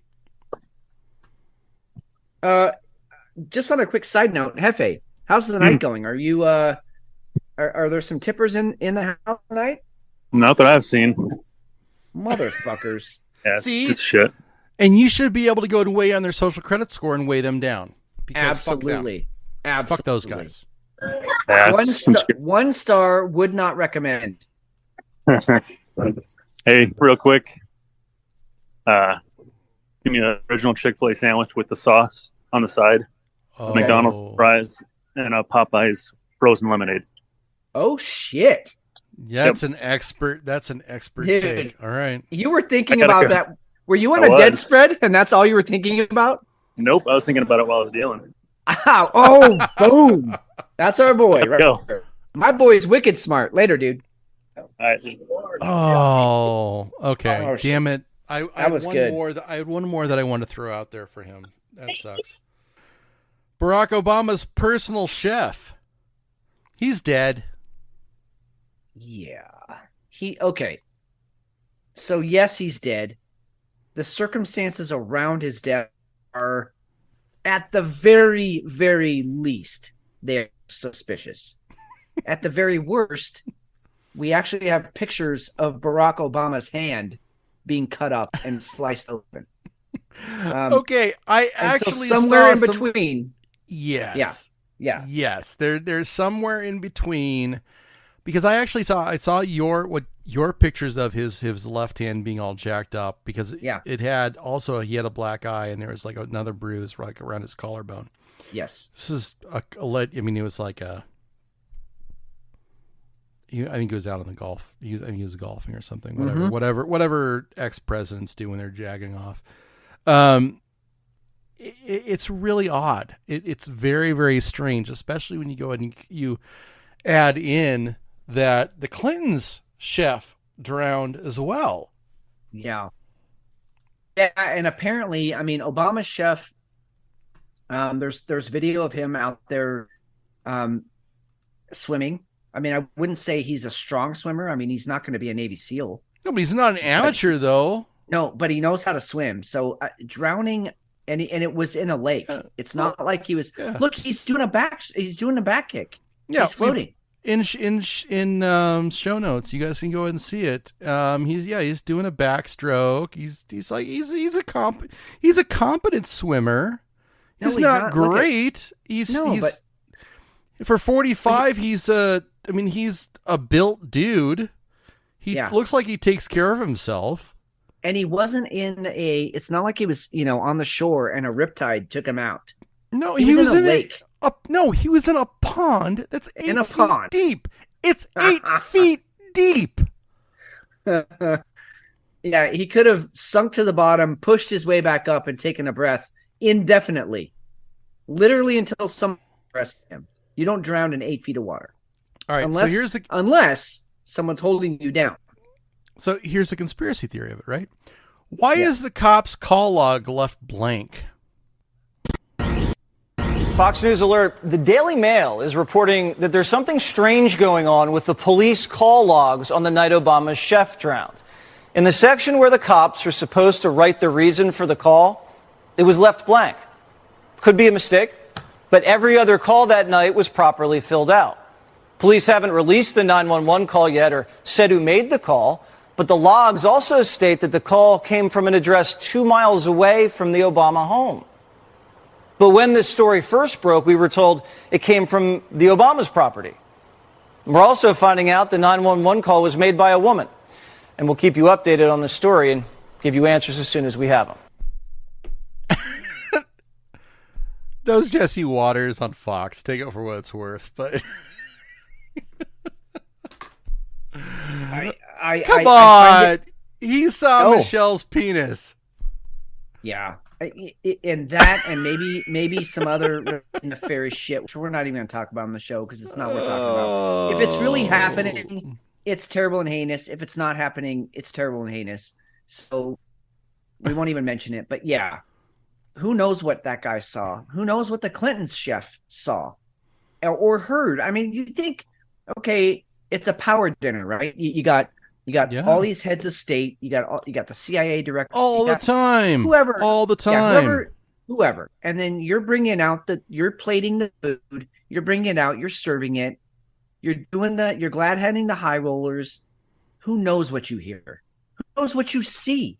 Who knows what documents are sitting out to be discussed? Apparently, and this is conjecture. This is just Fitz putting on the tinfoil hat. Apparently he saw too much because he's now dead. Well, Clinton's chef apparently fell to his death in Mexico when he was off on a hike, and there wasn't enough. There was so much erosion from his demise until they actually found him. They couldn't really piece together what really happened. It didn't look like it was necessarily, foul play, but it's kind of weird that somebody would just like fall into a ravine out of nowhere. No, it wasn't even a ravine. I think it was a water retention area in the Yucca Peninsula. Yeah. So this is what interested me the most. As soon as that came out, NBC came out hard against conspiracy theories. Yes, a post from the X account, you'll find that X is being used for the new Twitter, right? We know that's a new number, but mainstream media has come out really, really hard against it being called X. All right. So they're using that as a weapon. So they're weaponizing it. A post from the X account, Libs of TikTok, noted that the pond is 8 feet deep where Campbell was found and that he had posted swimming videos on Instagram. Facts other people said in replies indicated he was killed. That post had more than 14.5 million views, so they're trying to discredit that. The influencer right-wing account, I just love that they had to print this. It has to be right. Cat Turd 2. Cat Turd 2. Cat Turd. With 1.8 million followers. So on X, doing something right. Oh, yeah. Said he did not believe anything the government or media said about the death, which, why should you? Yep. So a post from hold on. The post from ahead. the X account Dom Lucre, who this dude is like, he pushes the envelope a lot. Yeah. He's gotten a lot of Epstein, child pornography, a lot of pedophilia stuff, really combating it, right? He's very controversial because he's really sticking it out there saying, hey, all these things are fucked up, and all these people, high-end people, are doing it. Suggested without evidence that Campbell's death was somehow related to the potential indictment this week of former President Donald Trump on new charges, which, as we've stated before, is interesting that weird stuff comes out to shift narratives when there's something that they don't want to talk about, like Hunter's plea deal going south. Do you off somebody for that? I don't know. But you got to look at the timing. We're all about looking at the timing and the narratives that pop. You know, what's weird is you've got, they're still pushing the climate narrative really hard this week. They're now, like, as you mentioned, COVID is making a comeback. We're going to have a late summer surge. That's been hitting pretty hard. Oh, yeah. CNN's all up in that. Yeah. And now you have Obama's chef that we all get to focus on. And you hear nothing about what you just mentioned, that Hunter's plea deal went south. Correct. And Trump. Those are the big four. You hear a lot about Trump and how he's got 94 charges brought against him or some ridiculous number. I mean, it's a lot. Right. That's all you're seeing. I mean, whether you like him or not, that's the fact. I mean, it's an enormous number that they just keep piling on. And so you go on Twitter or whatever. Whenever social media, and these are the four big stories that you're seeing, but you're not seeing anything about Hunter plea deal going south. You're not seeing anything about the actual things that are going on with our planet.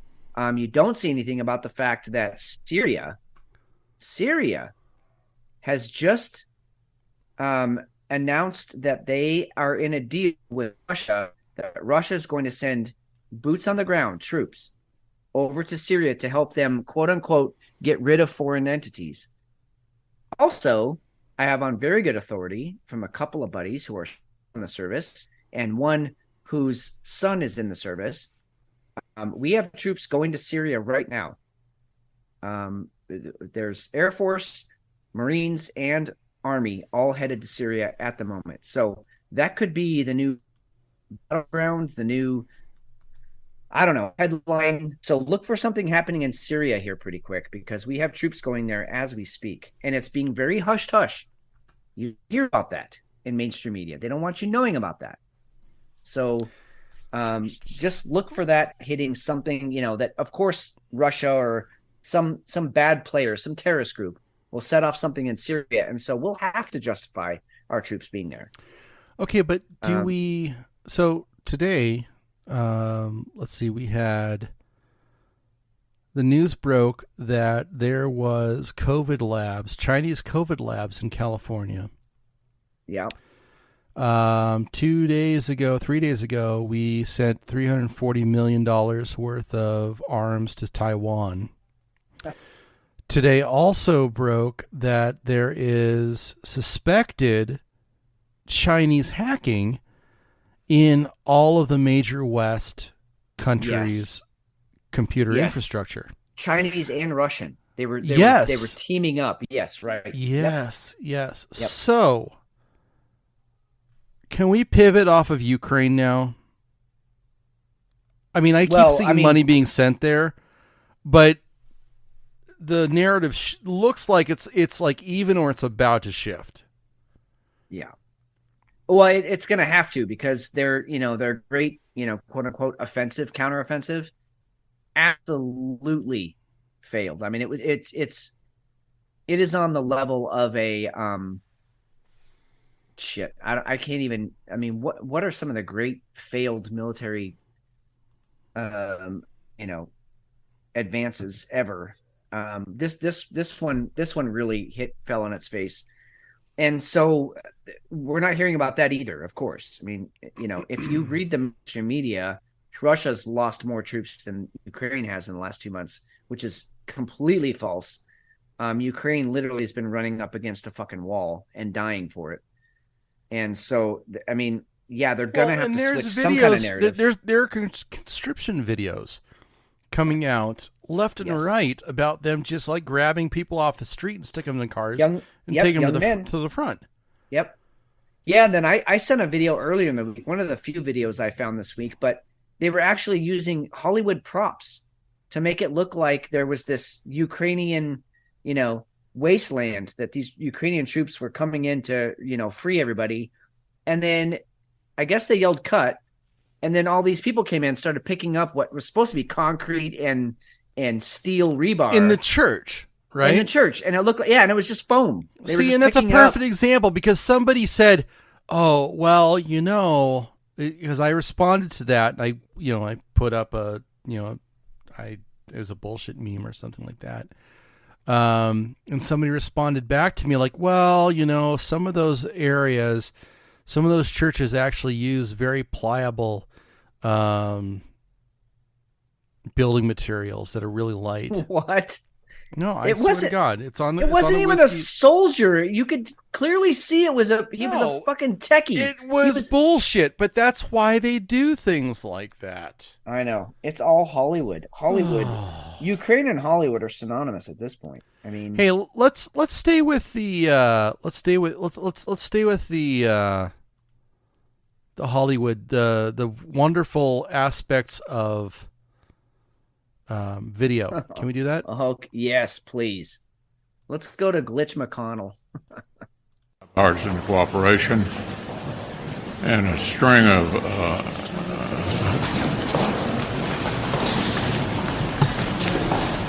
He's going. He's just staring out in the middle of nowhere. He has completely glitched. He's done. 9 He's seconds, tapped out. wasn't it? 19. That's a long goddamn time. Holy shit. I think the longest I've ever glitched is 18 seconds, so he beat my record. Do you want to say anything else to the press? Okay. No, he's done. I'll take that. We have age limits on these people? Apparently not, because like 25% of our legislature is over 65. Now, I mean, get them out. Well, no, we can't because we need stuff like this. Hold on. Let me bring this up. This is rad. Oh, let's listen to Diane Feinstein. Oh, yeah. Feinstein. Yeah. Yep. Senator Feinstein.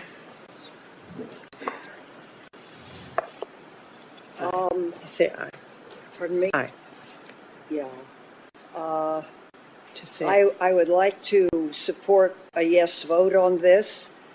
It provides $823 billion. That's an increase of $26 billion for the Department of Defense. And it funds priorities submitted. Yeah, just say aye. Okay, just Great, aye. Thank you. Senator. Just say aye. Just fucking Jesus nod your Christ. head. Just we don't want to hear what you have to say, old lady. Just fucking give a positive. She's 90 fucking years old. Dude, 823 billion, I think was the number she threw out. You guys, I don't even know the accuracy of it. I have no idea the accuracy of it. Let's say, you know what? Fuck it. Let's say she was half right. Let's say it's $412 billion. Do you know what that could do for our public school system? To actually educate our students, to actually get top-notch teachers, actual programs that work, and you're not just spending money on that for stuff that doesn't work. Playgrounds, more intramural sports leagues going on. Let's just not send $60 billion to Ukraine. Fuck me, man. This money, these numbers don't mean anything. They're just throwing around these numbers that don't mean anything. Fitz, it does mean a lot when you're trying to launder it and make sure it goes to places you want it to go. You need to stop thinking about it in the terms of that money is like going back to your point of story, that like money should go to places where it matters. Money is being laundered. And that's why are the American people putting up with this? I don't know. Are there that many people that actually believe that Ukraine is fighting for, quote unquote democracy? I mean, because most of the people I talk to, they don't want their money going there anymore. In fact, Redacted put out a we've all moved the fuck on. This is not a scientific poll, but Redacted put out a poll on YouTube and asked, do you want more of your taxpayer dollars going to Ukraine? And it was like 98% of people said no more. 2% of America wants our money going there. Everyone else is like, shut the fuck up. Let's move on. So why is it still happening? If 320 million of us don't want our money going there, why is it going there? What are we doing? Well, first of all, Fitz, we need to stop thinking about this from a naive perspective. Because one thing is very, very sure is that we're not going to audit any money that's sent to Ukraine. Yeah, this was a big one this week. This was a big one. People are asking for an audit, and it was denied. And I hate who brought it up. Yeah, me too. Marjorie Taylor Greene. Yeah. Fuck her. She's psychotic. We know that. She's a terrible person. I mean, and she's a piece of shit. But there is absolutely no reason why her bill should have been shouted down. If you're going to be transparent, if you're going to be open, and you're going to say, hey, we're actually sending our money there, then you should have no problem with being audited. The measure before the House Foreign Affairs Committee was defeated in a 26-22 vote because of the unity of Democrats who still control the panel and said the measure risked sending a message to Ukraine that America's support for the war was in question. Well, maybe it should be.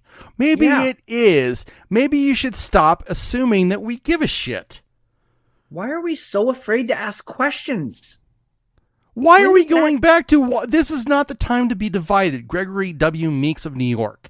This is not the time to be divided. No, we should always be in a position where we're going to actually question every fucking thing. And if you come out at the end of the day that you're okay with that, and you know what, this bill or this audit or this effort is not something that's positive, that's moving in the direction the American people want, then you shouldn't fucking do it. But if it is, or something that's questionable, or something that's actually holding anybody to some kind of higher accountability, then you should shut the fuck up and let it go. Hey, McShane, you know what I'd be okay with? I'd be okay with, let's say, I'm just spitballing here. Let's say $8 billion. $8 billion of our taxpayer money went to a complete and total audit of the U.S. government, of every single dollar that was spent from top to bottom, from found Secret so Service. Much missing. Yep. Yeah. Just to the toilets. Throw 10 billion at it. Whatever number, you come up with a number, and I will say yes to it, because I want to know where every other penny is going. Because if you're sending $823 billion to the Defense Department, I want to know where every cent is going. If a soldier is getting paid a certain amount of money, great. I want to know. You don't have to tell me his name. You don't have to tell me his rank. Just tell me how much he's making, and tell me what he's doing for us for that amount of money. You got SEAL Team 6, and they're all making $400,000 a year. Fuck yeah, pay them all. You got a fucking lowly grunt who's only making $12,000 a year. Pay him more, and stop shining us on and sending money over to Ukraine. Let's take care of our own here, and let's find out where every cent is going. And And then again, you bring up the story over and over and over when we ask for actual audits of things that matter. And I'm gonna say it. This show is not political, but I'm gonna say who it is. It's every single fucking time it's the Democrats blocking it. Every single time. John Cooper, you're a liberal piece of shit. You have your head in the sand. I need you to go and look up who's blocked all of the audits for Ukraine. It's every single time it's been the Democrats. John Cooper on Twitter tried to say that Republicans are blocking everything and they're the problem. He's a piece of shit, dude. And well, we got blocked because of him, and I will wear that with a badge because that guy's a fucking dick. He's a mouthpiece for the Democrats. The only reason he is there is because he wants to make sure that the irrational narrative is pushed. He's a wretched human being. I don't know how much he's making, but he's in my mind anyway. He's an influencer at this point. Yeah, well, yeah, right. I'm sure he's got an agent. I'm sure he's got an agent. I'm sure the DNC has thrown him some money, just like those fucking 20-year-old kids that we've talked about before. But it all doesn't matter because the only thing that matters for the government is this. Craft stated earlier, do we have the bodies of the pilots who piloted this craft? Biologics came with some of these recoveries, yeah.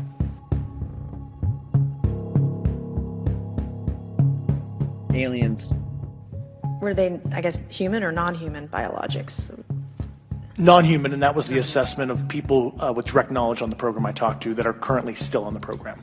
We arrived at the location at approximately 20,000 feet in a controller called merge plot, which means that our radar blip was now in the same resolution cell as the contact. As we looked around, we noticed that we saw some whitewater off our right side. It's important to note that the weather on this day was as close to perfect as you could ask for off the coast of San Diego. Clear skies, light winds, calm seas, no whitecaps from waves. So the whitewater stood out in a large blue ocean. All four of us, because we were in F-18Fs, so we had pilots and Wizzo in the back seat, looked down saw a white tic-tac object with a longitudinal axis pointing north-south and moving very abruptly over the water like a ping-pong ball. There were no rotors, no rotor wash, or any sign of visible control surfaces like wings.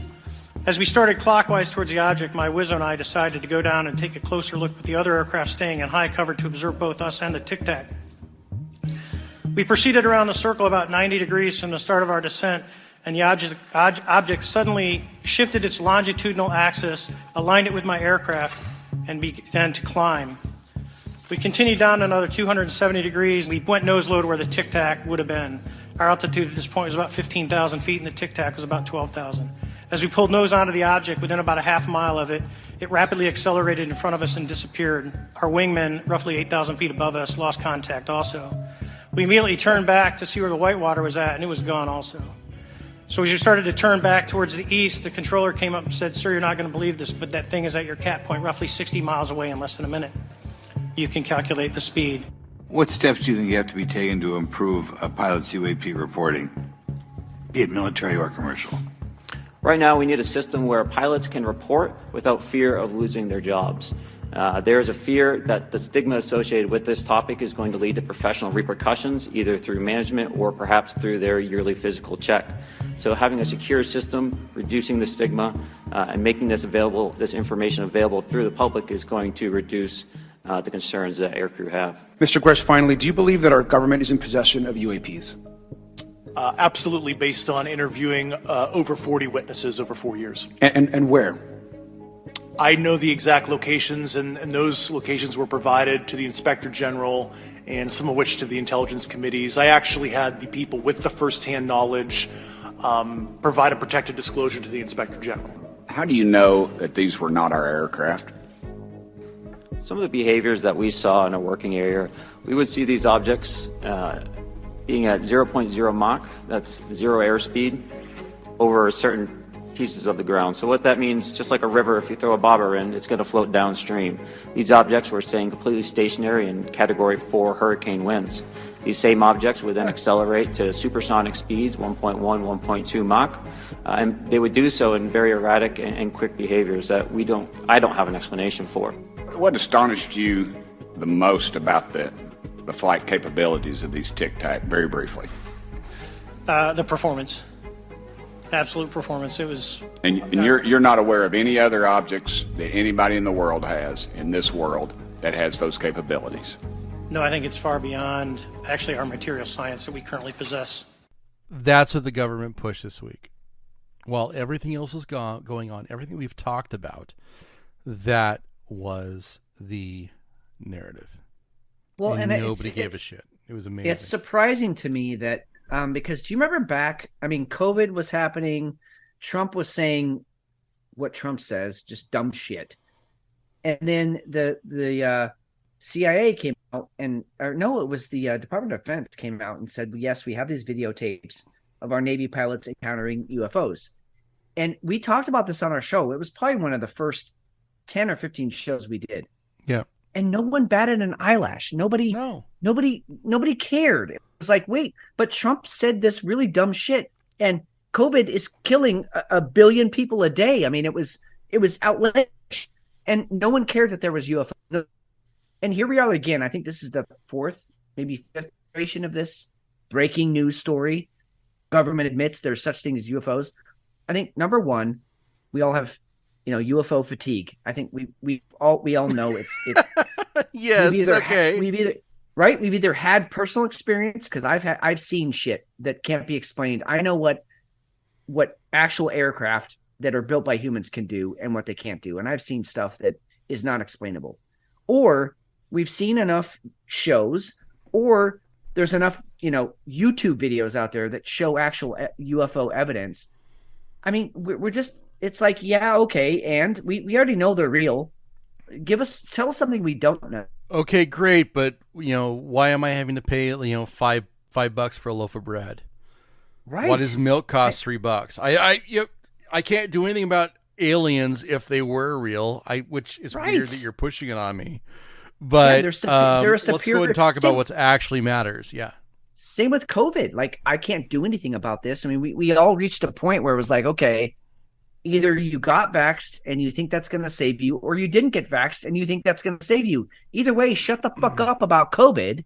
I need to live my life. Can I go back to work now? But that's the thing. They don't want us to just live our lives. They want us to be enraptured by the drama.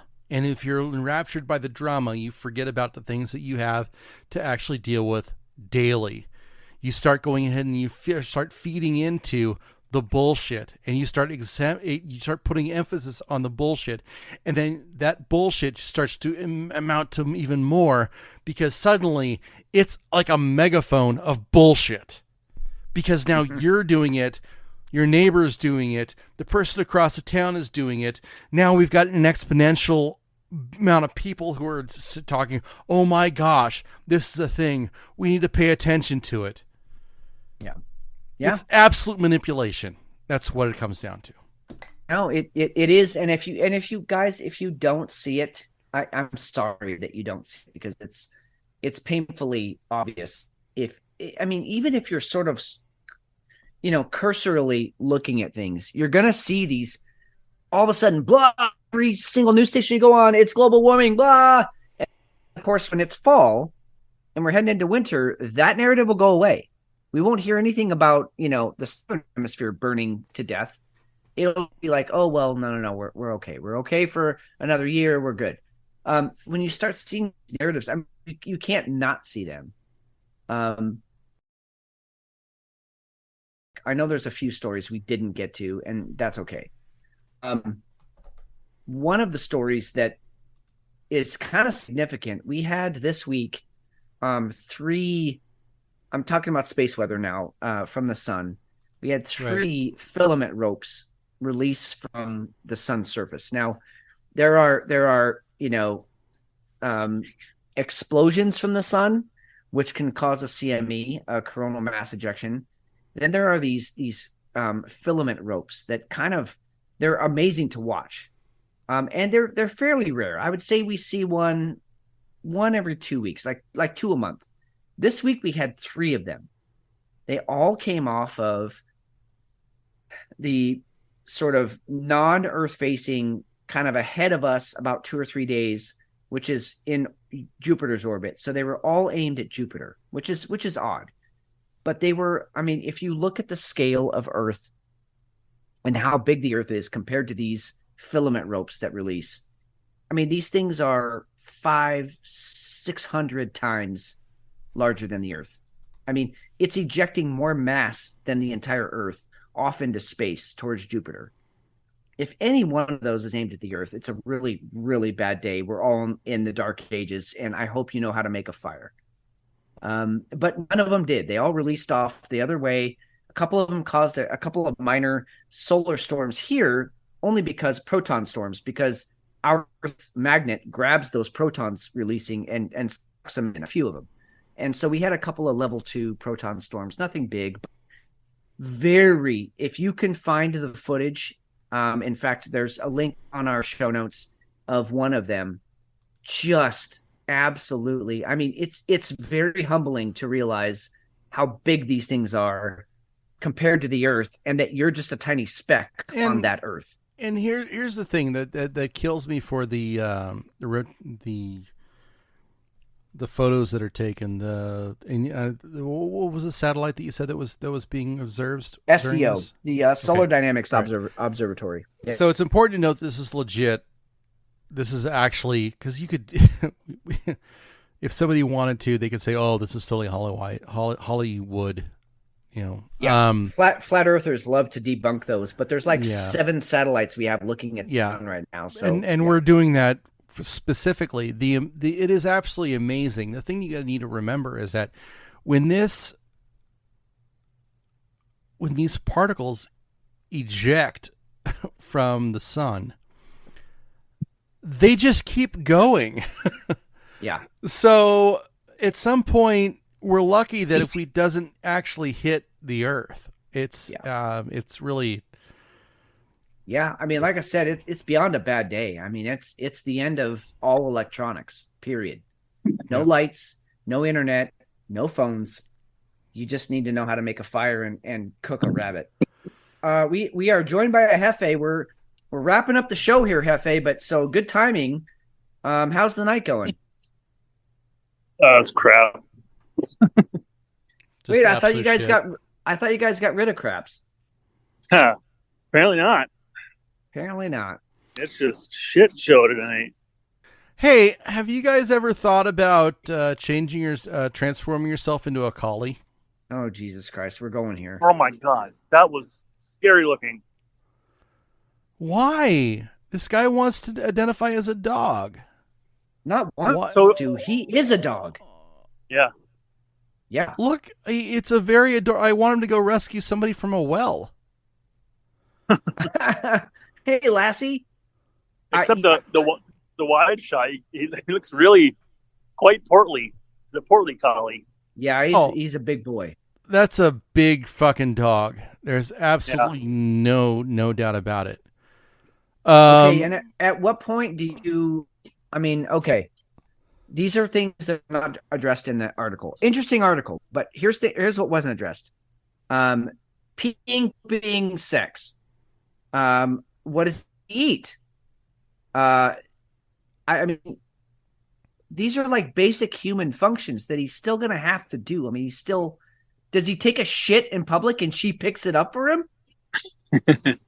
Does he pee on a fire hydrant? I mean, well, and let's go and take this to the absolutely absurd. But what is the mechanism that connects your anus to the dog's, the dog suit's butthole? Thank you. So that, you don't make a mess. Feces can fly. Yeah. Yeah. And let's be honest. I'm sure you're walking around like you're acting like a dog and stuff. Do you have a heart on the whole time? Because if you're going to take a leak and you're going to get, you're going to pull up on your favorite hydrant, I don't know how that works. I have absolute questions. And can he still have sex with his wife? Doggy style only. Doggy style? Yeah. And how do you clean the suit?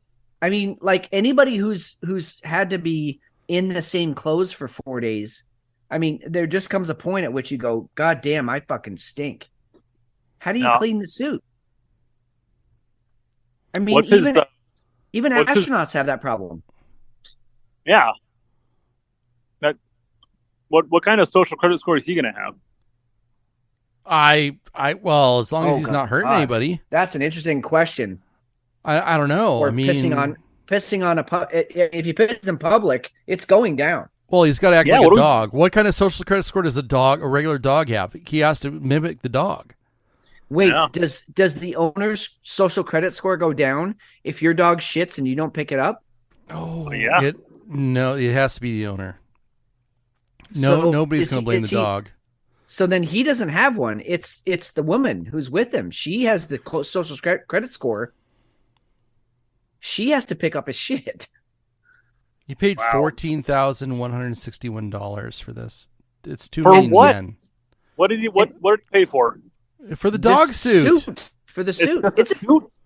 It's so impressive. Look at a dog. I mean, it's definitely it's a creepy looking collie. I mean, that's it. He got that right. Does the mouth move? Yes. I mean, I'm asking for a friend. Yeah. Well, oh, let's watch the video, please. Let's throw it out there. We've got. Hold on. We've got to get through ads. Here he is rolling over. He's walking. It's walking. What the fucking fuck. Okay, if you're a dog, he's got a. Oh my god, that's got a camera. Oh, that's got to freak you out. See, the mouth doesn't work though. No, none of it works. I don't think this can even. I don't think you can even walk. Can he? How does he get into this outfit? I'll tell you what, though. That's the wife of the year right there. Is it? I hope she's getting paid. Or did he get her out of a mental institution and say, look, if I get you out of here, you got to buy into the fact that I'm a fucking collie. I would pay really good money to see a dog run up and just start banging him. Yes. Or I would love to see him just like instantly spring towards another dog, like, no! And just see what they do. Let's just make this freaking weird. Let's just. Oh my god! What's with this weird person with the mask behind the? Did you see that? Yes. What is she behind doing? What right there? And right, why is right behind the right behind the seat? I know I see her, but why is he waving? That's not what dogs do. This is where we're going for being an influencer. What is she doing back there? It doesn't make any sense. I think she is the lipstick lubricator.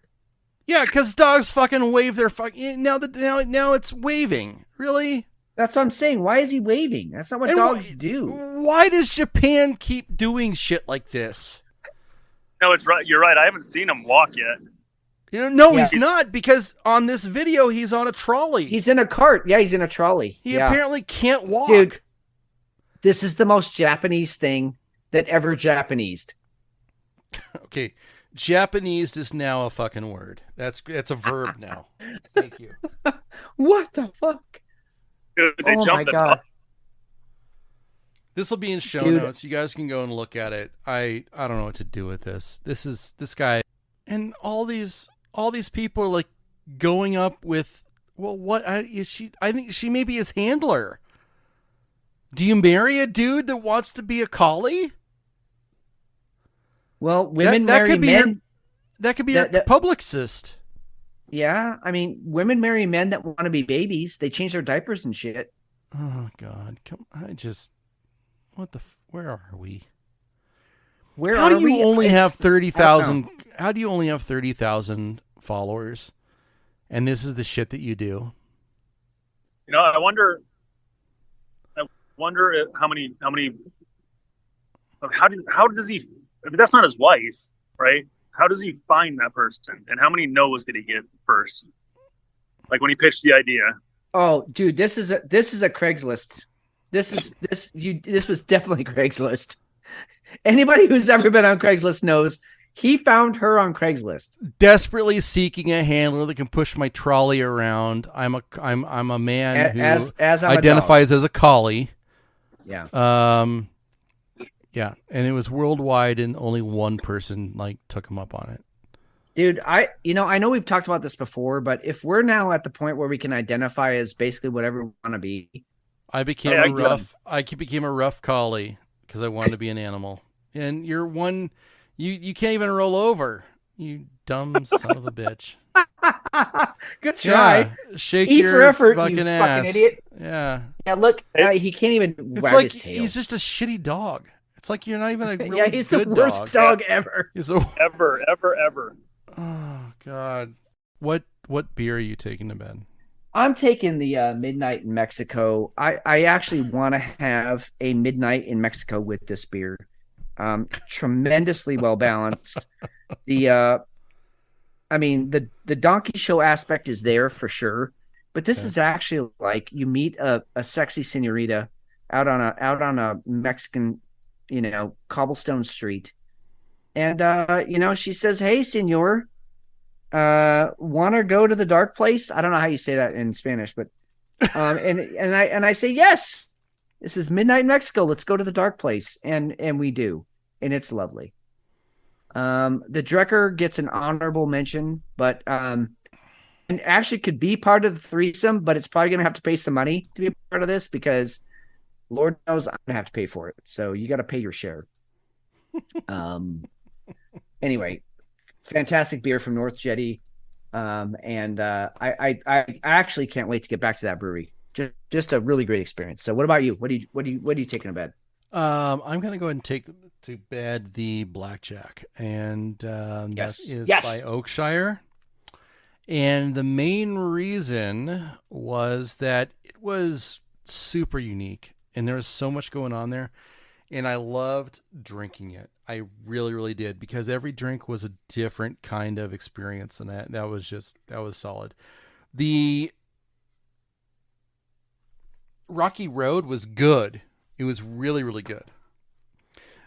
But it was a one-trick pony when after you got through like the first few drinks of it. Very super drinkable, really, really good, but yeah, the Big Black Jack, that was awesome. I'm so glad you loved it. And also the Rocky Road, it lacked the cardamom. Yes, it did not have any cardamom. Get the tongue in there. There it is. Yeah. All right. It was definitely lacking. That one was for the ladies. All right. That is going to wind things up. Thank you very much for being on for the journey. We appreciate you listening at whiskey_hell is the Twitter feed. Whiskey Hell Pod is the email. whiskeyhellpod.com is the website. I'm Steve McShane. I'm Fitz. And just for those of you who don't know, I also have a Twitter handle, Fitz at whpod. Whatever. It's not .com, but it's at it's what it is. It's at Fitz from Whiskey Hell Pod. That's what it is officially. So go check me out there. I actually got a follow from our really good friend. I'm using that in quotes, of course. Dr. St. Ange, who we heard earlier in the show. The Whiskey Hell account also has a follow from him. So I think it's safe to say he's a friend of the show. And anyway, a lot of good stuff that we were putting out there. My account, the show account, McShane's account, follow all of them. We're all out there. We love every one of you. Thank you for tuning in every week. My God, the loyalty from all of you is just, it's very humbling. It just really makes me want to keep coming back and do it again. So thank you all. Hope you have a great week. Fucking kill it out there, because you know we're going to. I'm Steve McShane. I'm Fitz. We'll talk to you soon.